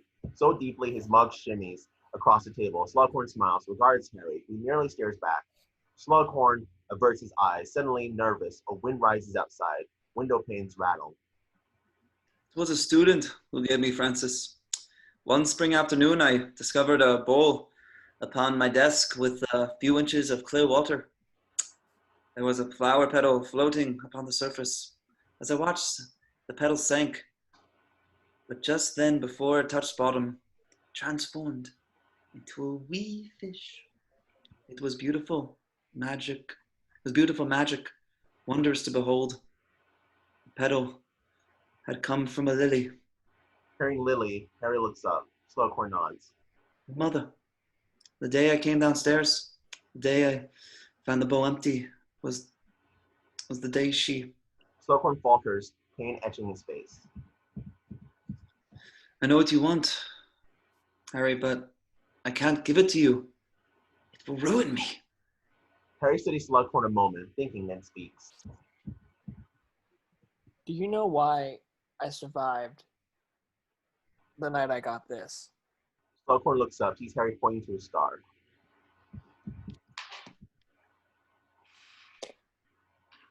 Because of her, because she sacrificed herself, because she refused to step aside, because her love was more powerful than Voldemort. Don't say his name. I'm not afraid of the name, Professor. And I'm not afraid of him, and you shouldn't be either. She didn't just die for me that night, she died for you too. She died for everyone who's ever woken in the middle of the night afraid a Death Eater waited on their doorstep. Professor, I'm going to tell you something others have only guessed at. It's true, I am the chosen one. Slughorn looks up, Harry nods. Only I can kill him. But in order to do so, I need to know what Tom Riddle asked you that night in your office all those years ago. And I need to know what you've told him. Slughorn's eyes well with tears, his hands tremble. Be brave, Professor. Be brave like my mother. Otherwise, you disgrace her. Otherwise, she died for nothing. Otherwise, the bowl remains empty forever. Slughorn shakes his head, staring into the candle. Finally, slowly he moves his wand. Don't think too badly of me once you've seen it. You don't know what he was like, even then. Slughorn fishes out a tiny vial, the one with the worm. His hand is shaking so violently, Harry has to take it. Slowly, Slughorn raises his wand, tips it to his temple, and withdraws a long silver thread. Harry extends the vial and drops within. Interior Dumbledore's office night. Dumbledore holds the vial in wonderment. The worm hangs in eerie suspension. How is he? Horace. Harry shrugs. Dumbledore nods, then tips his hand. A long strand hangs suspended like glass. A pearl forms, and as it hangs, Harry's eyes shift. Notice a drawing on Dumbledore's desk, one of Tom Riddle's drawings seen at the orphanage of the cave, and a distinct outcropping.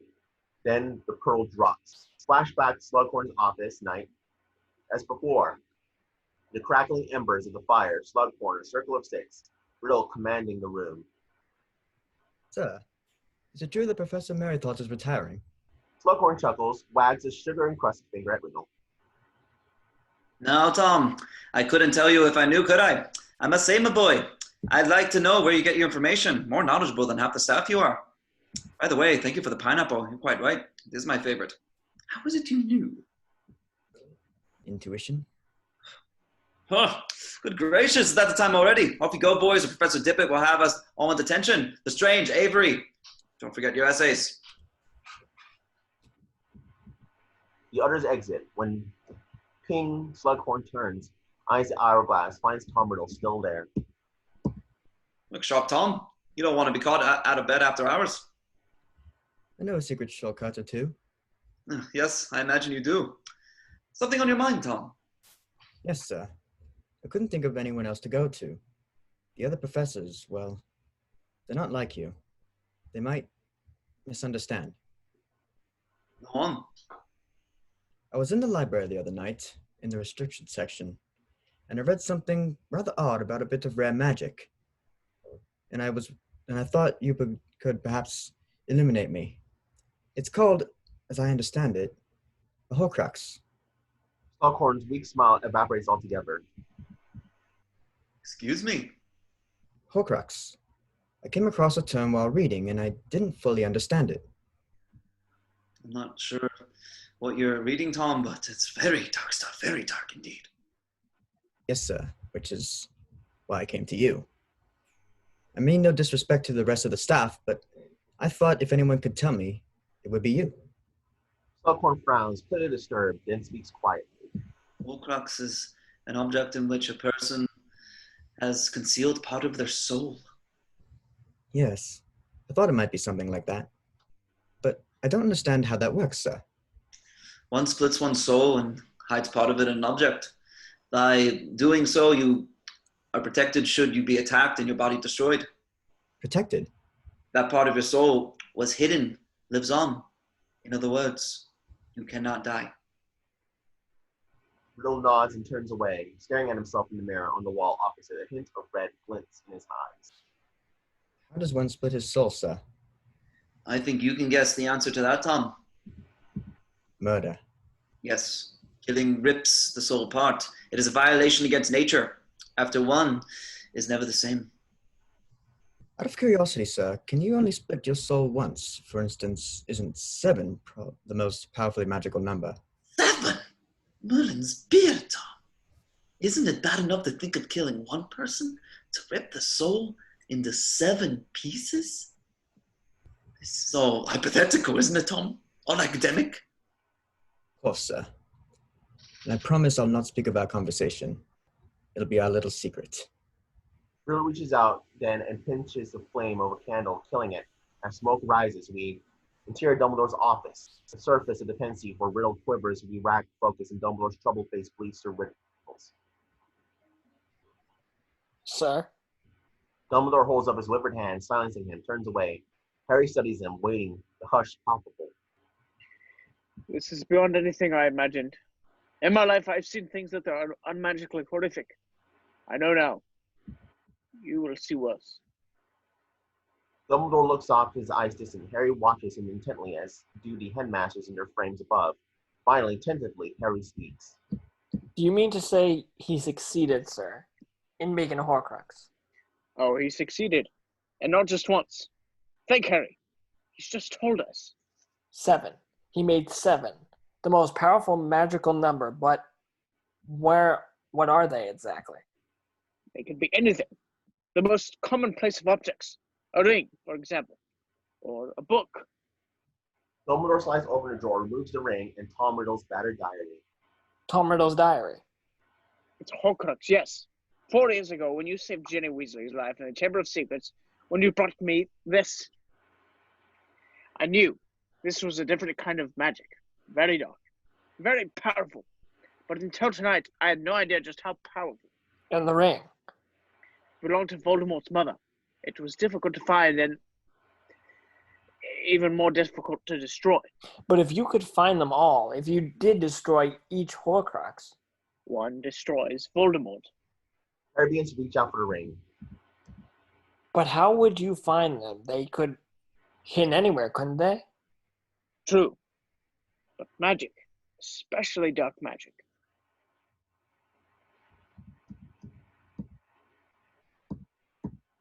Just then, as the flesh of Harry's fingers make contact with the ring, image just flashes by dizzying succession. Voldemort's face, twisted in pain, a derelict house deep in the haunted clearing, an ancient cup gleaming as it tumbles from an old woman's hand, a snake, Nagini slithering through damp grass, Dumbledore slipping on the ring onto his finger, recoiling as his skin decays.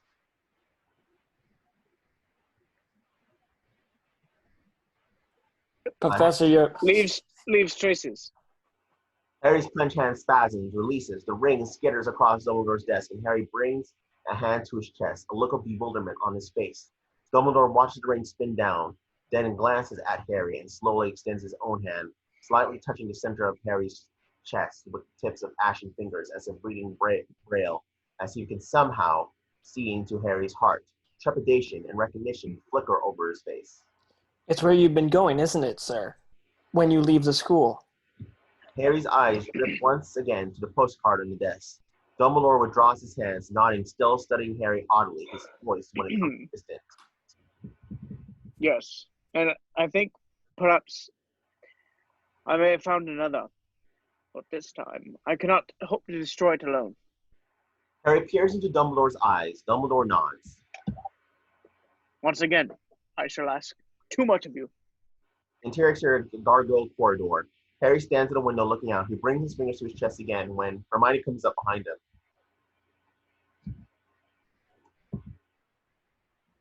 Harry, it's time. Interior courtyard, late day. Harry, Hermione, and Ron walk. Hermione, is the room of requirement unplottable? If one wants it to be. Why? It would explain why I thought Malfoy was leaving the castle when he disappeared off the map. He was going to the room of requirement. Of course. And that explains the vanishing cabinet as well. No, I got an owl from Dad this morning. The one at Bulletin Books. It's still there. But I'm telling you, I saw it. Just then, the twins appear, pass. Harry watched them, a dot forming. What if there are two vanishing cabinets? What if there are? I don't know. Harry watches the twins vanish around the corner. Good luck, mate. Harry turns back to Ron and Hermione, neither able to fully conceal their concern. He smiles reassuringly, continues on. I don't need luck. I'll be with Dumbledore. Exterior, astronomy tower, dying light. As Harry trots up the spiraling stairs, he hears voices coming from the topmost level and pauses, peering up through the grid-like floor above. Dumbledore and Snape. Have you ever considered that you ask too much, that you take too much for granted?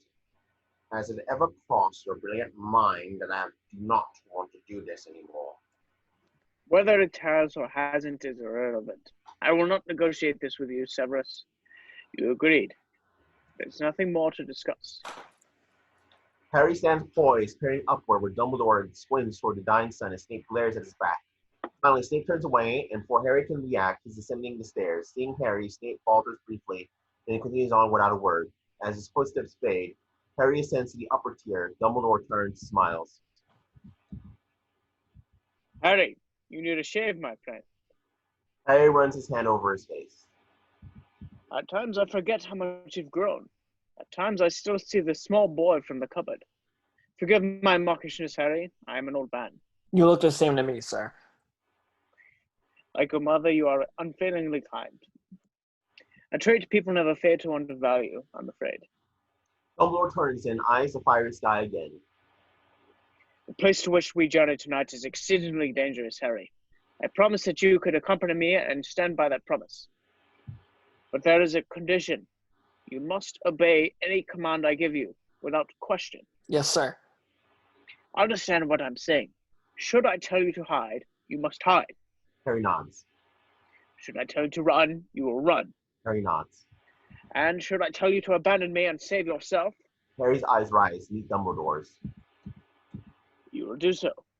Harry hesitates. Your word, Harry. Harry debates this internally, then finally nods. My word. Take my arm. Sir, I thought one couldn't operate within Hogwarts. Big me has its privileges. The wind gusts and Harry reaches out. Dumbledore's cloak billows and we are tossed into exterior ocean dusk, black, undulating, the sound of waves. We ease up out of the ocean. A giant wave crashes over a jagged outcropping. As the spray clears, Dumbledore and Harry are revealed. Dumbledore's eyes, the towering cliff, face opposite the gate. It's there, isn't it? Harry and exterior cave at the same time. Harry and Dumbledore materialize. It's quiet here, eerily so, the waves merely distant thunder. As Harry glances about, Dumbledore moves to an archway, passes beyond. Harry follows, finds Dumbledore standing below a towering dome of rock, probing its mysteries with the light from his wand. This is the place. Oh, yes. This place has known magic. Where you stand, Harry, Tom Riddle once stood many, many years ago, when he was but a poor orphan boy with a penchant for cruelty. Dumbledore's wand stops briefly in his arc, and his face registers pain as if detecting some past unpleasantry. He begins to trace his fingers over the surface of the rock. One wintry afternoon, he lured two younger classmates to this cave. What happened is unclear, but this much is known. The children were damaged. Dumbledore begins to murmur in a strange whisper as his fingers play over the rock and stop. His eyes open. He takes a dagger from his robes and draws the blade across his forearm. speckling the rock face with scarlet beads. Sir? Rock face sizzles like acid and begins to crumble, forming a narrow opening. In order to gain passage, payment must be made. Payment intended to weaken NH intruder. You should have let me, sir. Oh no, Harry, your blood is much more precious than mine. Its exterior archway underground lake. Dumbledore and Harry emerge onto the rim of a vast lake, teeming with mist. A chill hangs in the air. Careful, the water. Harry peers into the lake. It is black as ink. Harry follows Dumbledore around the rim of the lake. In the center, a greenish glow shimmers in the mist. It's there. The only question is, how do we get to it? We couldn't perhaps just try summoning a charm, sir. Dumbledore smiles. Motions. Be my guest. Harry lifts his wand. Accio Horcrux. There's an explosion and something pale erupts out of the water.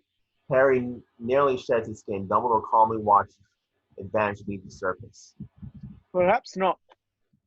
Dumbledore leads Harry on, stops to take a step back. He closes his eyes and, to Harry's horror, walks with the lake's edge as the dark water laps over the toes of his shoes.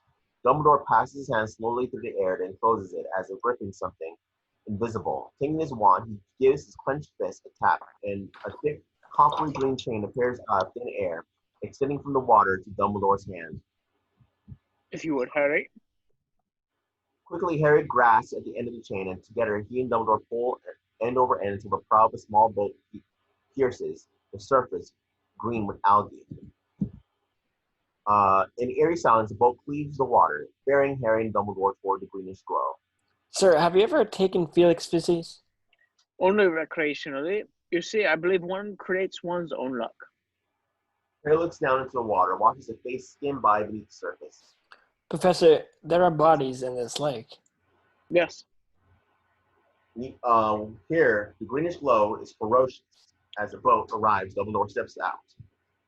Remember, the water. Harry nods, steps out carefully, and joins Dumbledore at the source of the glow. A basin filled with a phosphorescent liquid. Dumbledore extends the tips of his blackened fingers toward the basin, but cannot touch the liquid. Do you think the Horcrux is in there, sir? Oh, yes. Dumbledore steps back, ponders the basin, notes the crystal goblet sitting beside it, smiles ruefully.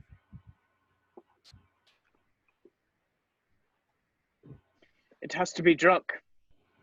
You remember the condition on which I brought you with me. Harry starts to respond, stops, nods. This potion might paralyze me. It might cause me to forget why I'm here.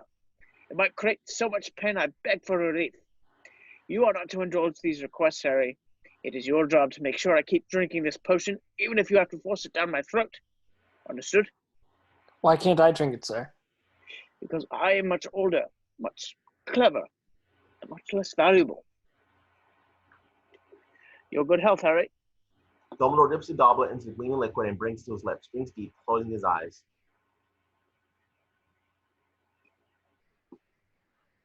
Professor. Dumbledore shakes his head, silencing Harry, and dips the goblet once more. Twice more he drinks.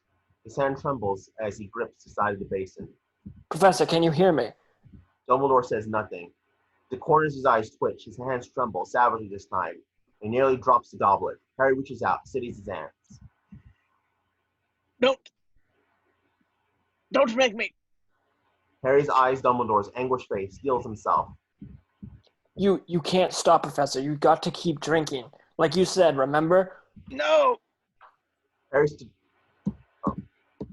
staggers back, so primal as Dumbledore's plea.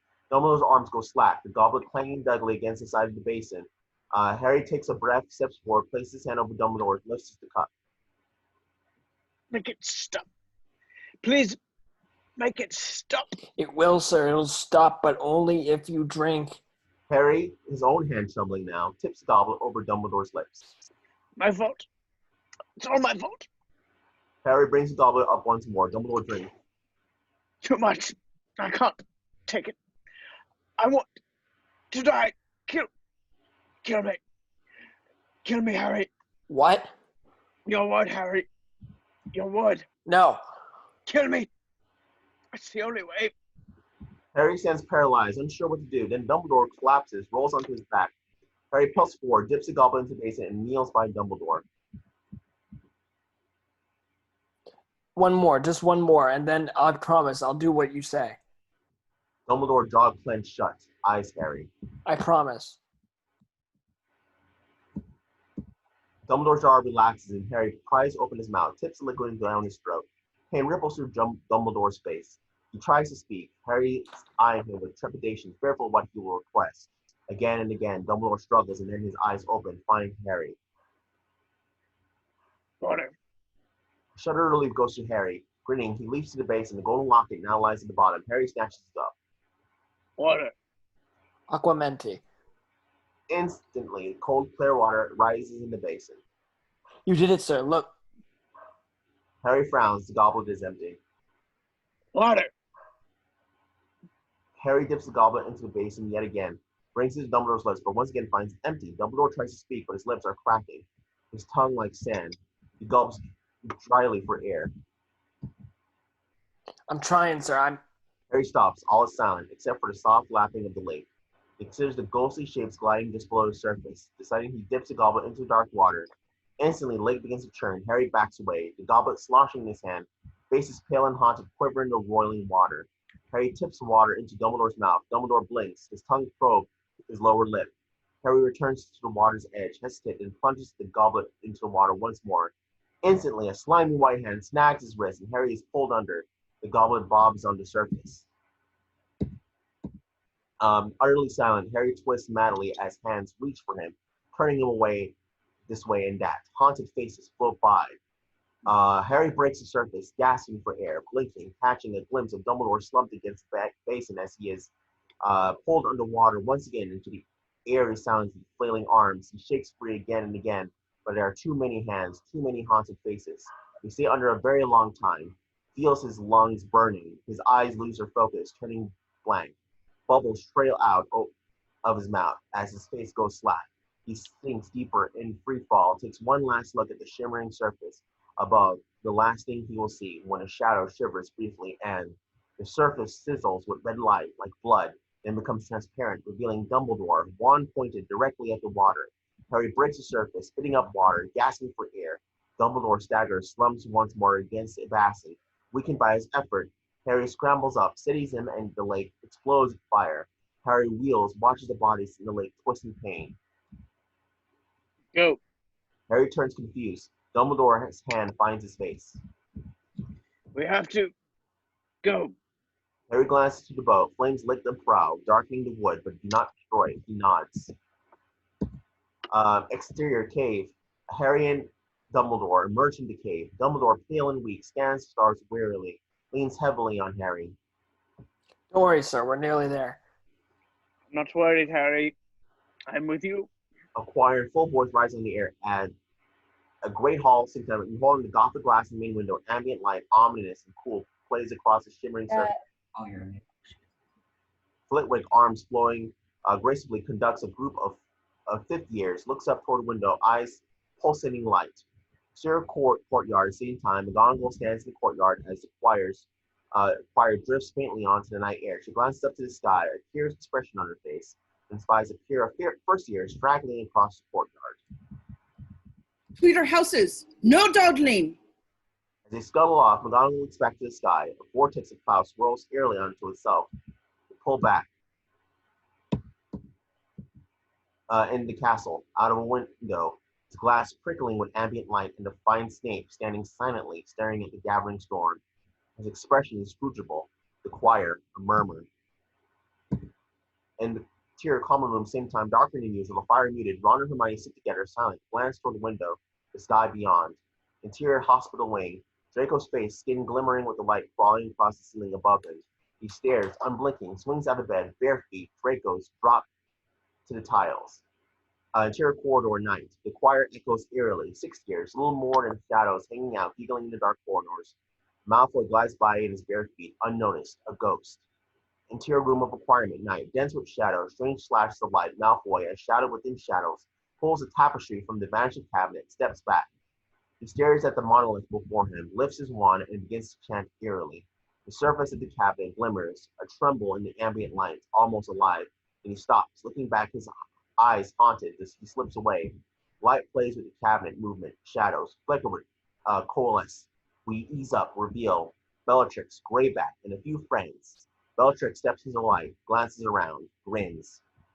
Exterior astronomy tower. Harry and Dumbledore materialize on the rooftop. Dumbledore glances above, notes the clouds.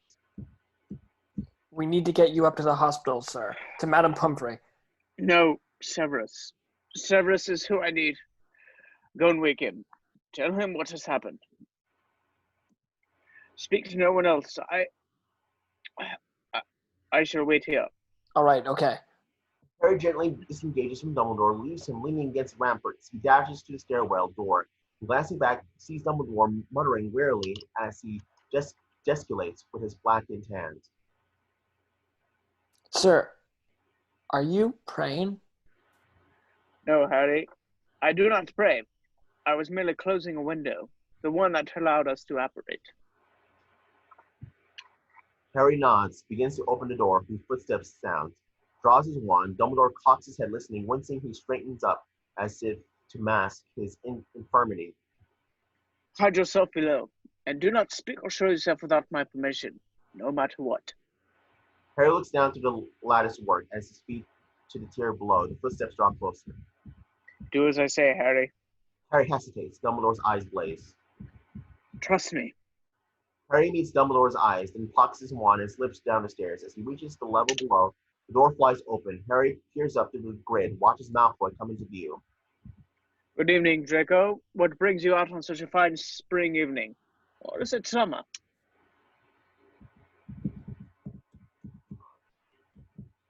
Draco stands poised, wand in hand, eyes darting about. Who else is here? I heard you talking. I often talk aloud to myself. I find it extraordinarily useful.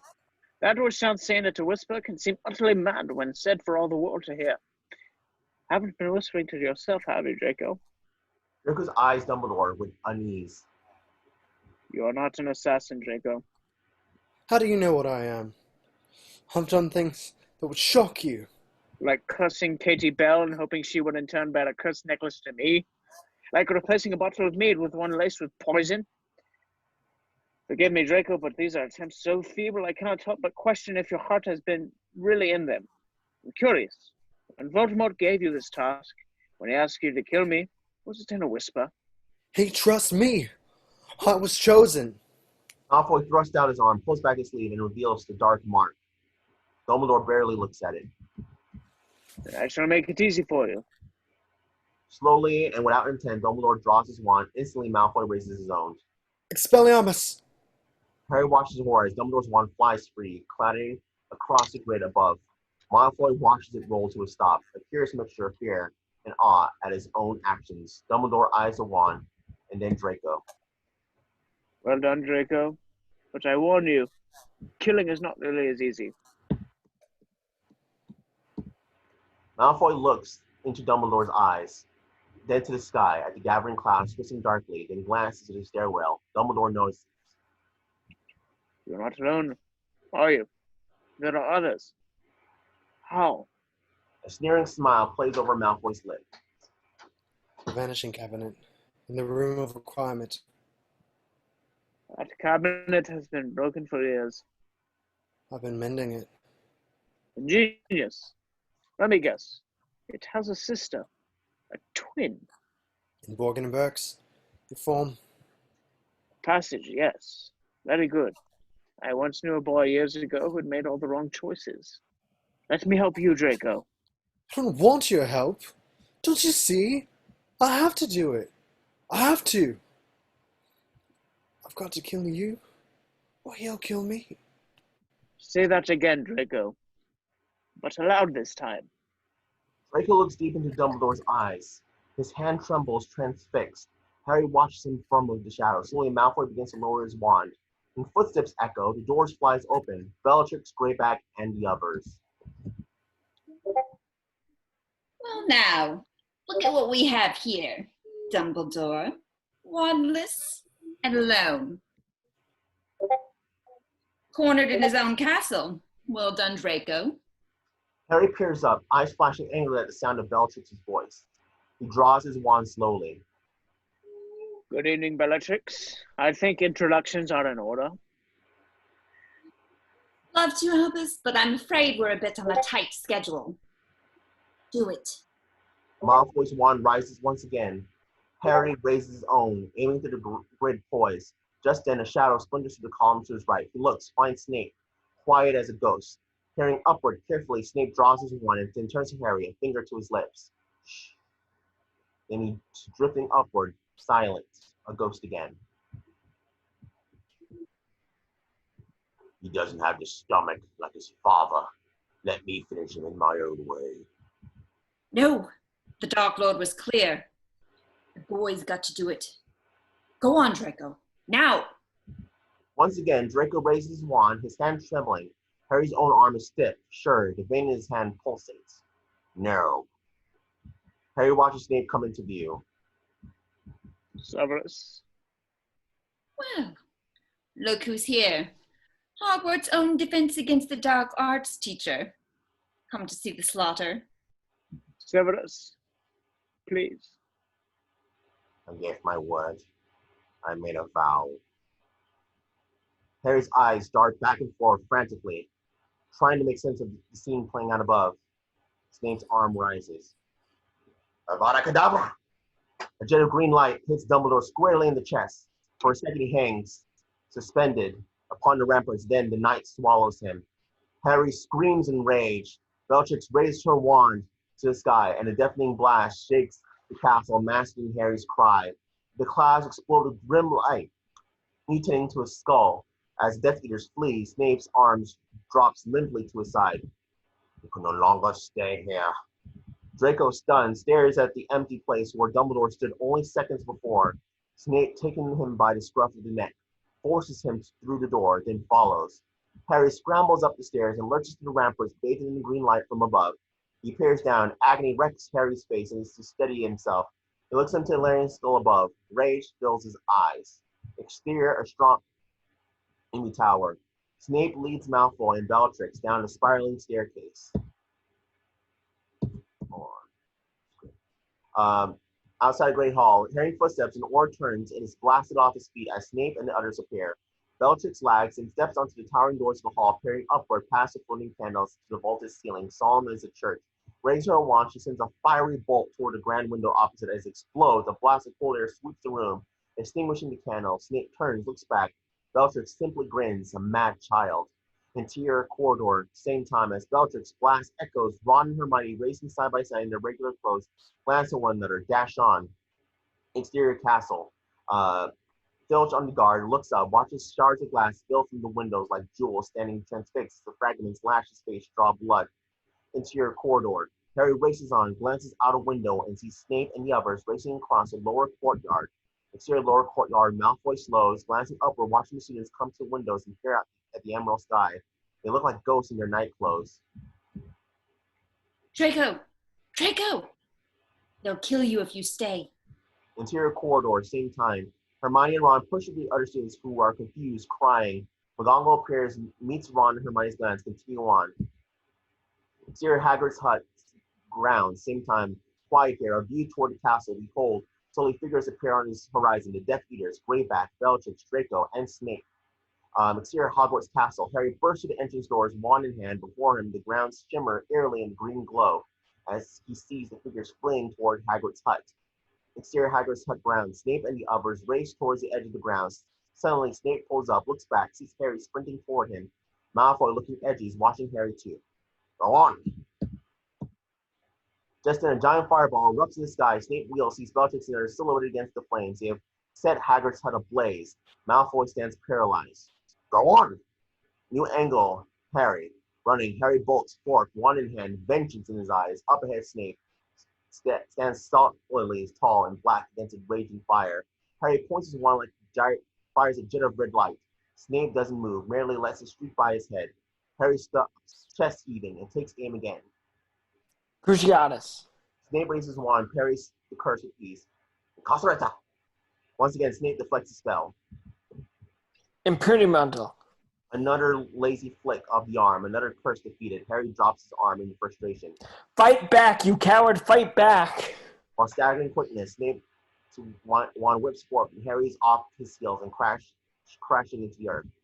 Don't ever associate that word with my name again.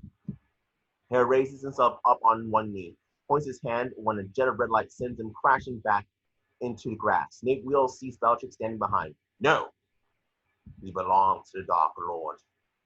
Bellatrix eyes Snape levelly, then trots off. Snape glances at Harry, then turns away himself, walking. Harry grimaces, pulls himself to his feet, and aims one last time. Spectrum Pro.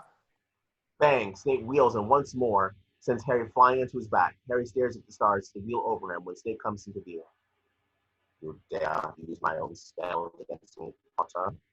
Harry looks still, his eyes shift to Snape's. You may have gotten your mother's eyes, but you're dim as a fog. Yes, it's me. I'm the half-blood. Snape takes Harry's wand aside and turns away, joining Malfoy and the others, where they wait beyond the flaming ruins of Hagrid's hut. They head for the darkness, the tree line, and vanish. Harry pounds his fist into the ground and stops. Hagrid! Harry races towards the hut when the door flies off its hinges. Seconds later, Hagrid summons out, beard smoking. Hagrid, you alright? Take more than that to finish me off. Not sure about me house, though. But if anybody can put it right, Dumbledore can. Hagrid, Dumbledore. Only thing I can't reckon is what Snape was doing with the lot.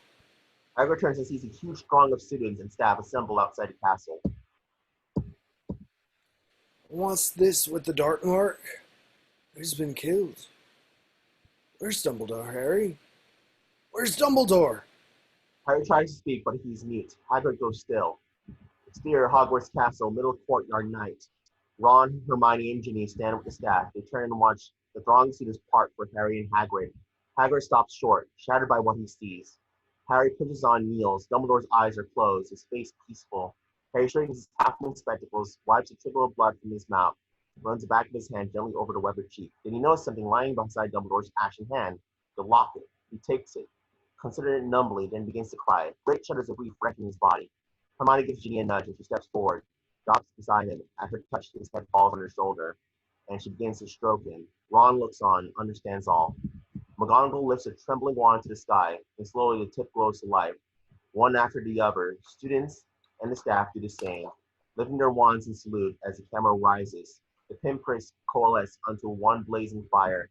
The sky, briefly emerald, turns black once more. The dark mark vanishes. Exterior Hogwarts Castle Day, the castle sits silent. Black banners fly on the parapets. Exterior Great Silent, desolate. Exterior Great Hall, Dumbledore's chair, empty.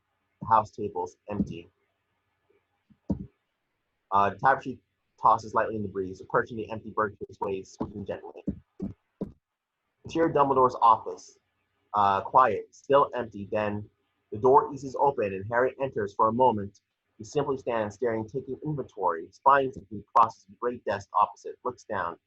Dumbledore's wand, reaching out. Harry takes it in hand, old, oft-used, and bearing the impression of his owner's fingers. It is a strangely beautiful object. Harry traces his thumb lightly over the wood, turns fixed when McGonagall enters. Potter. He doesn't respond. Lost in the wind, McGonagall's eyes drift to it briefly and study Harry's face. She frowns, trying to call forth some words. Potter, in light of what's happened, should you feel the need to talk to anyone? She falters. Harry gently sets the wand back upon the desk and takes the steps to the door, pauses for one last look. You should know, Professor Dumbledore. Harry turns and, setting her drawn face, no words necessary. At a loss, she finishes quietly. You meant a great deal to him. Harry's eyes rise. High upon the wall, the past headmasters snooze in their frames. The last looks remarkably peaceful, the trace of a smile on his lips as he sleeps. Dumbledore. Harry nods, lingering one last moment, and exits. Interior Tower Dormitory Day. Harry stands at the window alone in the empty dormitory. At the doorway, he looks back as if committing into memory. Interior Common Room. A moment later, Harry stares down the stairs, stops. Hermione, Ron, and Ginny sit talking quietly. Ginny looks up, smiles softly. Exterior astronomy tower. Harry and Hermione stand by the ramparts while Ron and Ginny stand further along just out of earshot. Harry stares into the distance at the ashes of Hagrid's hut. Hermione toys the locket before them. You think he would have done it? Draco. No, he was lowering his wand. In the end, it was Snape. It was always Snape, and I did nothing. Hermione studies Harry, takes the locket from the rampart. Strange. Thinking this is a piece of Voldemort's soul. Yeah, strange. Only it's not. It's fake. It's a fake. As Hermione reacts, Harry nods. Go on, open it. Hermione pries open the locket and removes a piece of parchment folded in a tight square. Reads. To the Dark Lord, I know I will be dead long before you read this, but I want you to know that it was I who discovered your secret. I have stolen the real Horcrux and intend to destroy it as soon as I can. I face death in the hope that when you meet your match, you will be mortal once more. R.A.B. R.A.B. Don't know whoever they are. They have the real Horcrux, which means it was a waste. All of it. Hermione studies Harry's troubled face and glances at Ginny and Ron. Ron's okay with it, you know. You and Ginny. But if I were you, when he's around, I'd keep the snogging to a minimum.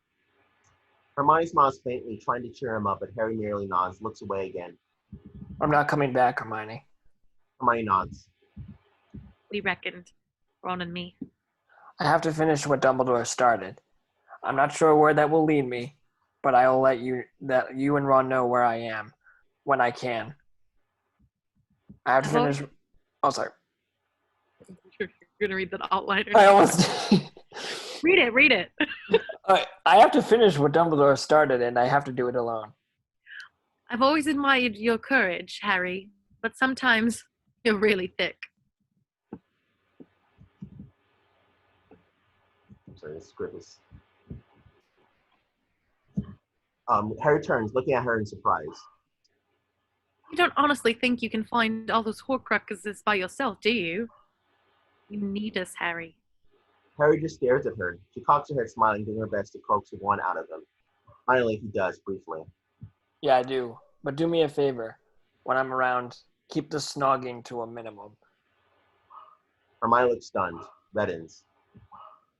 Like that's gonna happen. She glances at Ron, shakes her head. Besides, he's walking. Funny, he says the same about you. Yes, but I'm exceptionally perceptive. You're brilliant. You both are. Harry looks off again and Hermione follows his gaze. She looks out over the ground, slowly losing herself. We can tell. She's taking inventory, pressing it into a scrapbook. Do you think we'll ever come back? She stops, her eyes glisten briefly, then she fights it back. Tough, Harry fights back his own emotion, reaches over and gives her hand a brief squeeze, then releases her. I don't know. Hermione nods and Harry's eyes shift, consider Ron and Ginny as if he's sensing his gaze. Ron turns and they exchange a look, something unspoken but true passing between them. Just then, a song rises on the air, mournful and haunting, and seconds later, a bird soars out from beyond the tallest turret and begins to stitch its way across the sky. Ron and Ginny cross to Harry and Hermione, lean against the rampart. All look to the horizon, watching the bird grow smaller while its song magically endures. No one says a word. Fade out. The end. Woo! Yay! All right. Almost done. Next week's finale. Thanks for watching. We'll see you next week, Friday, part 1, Saturday, part 2. See you again.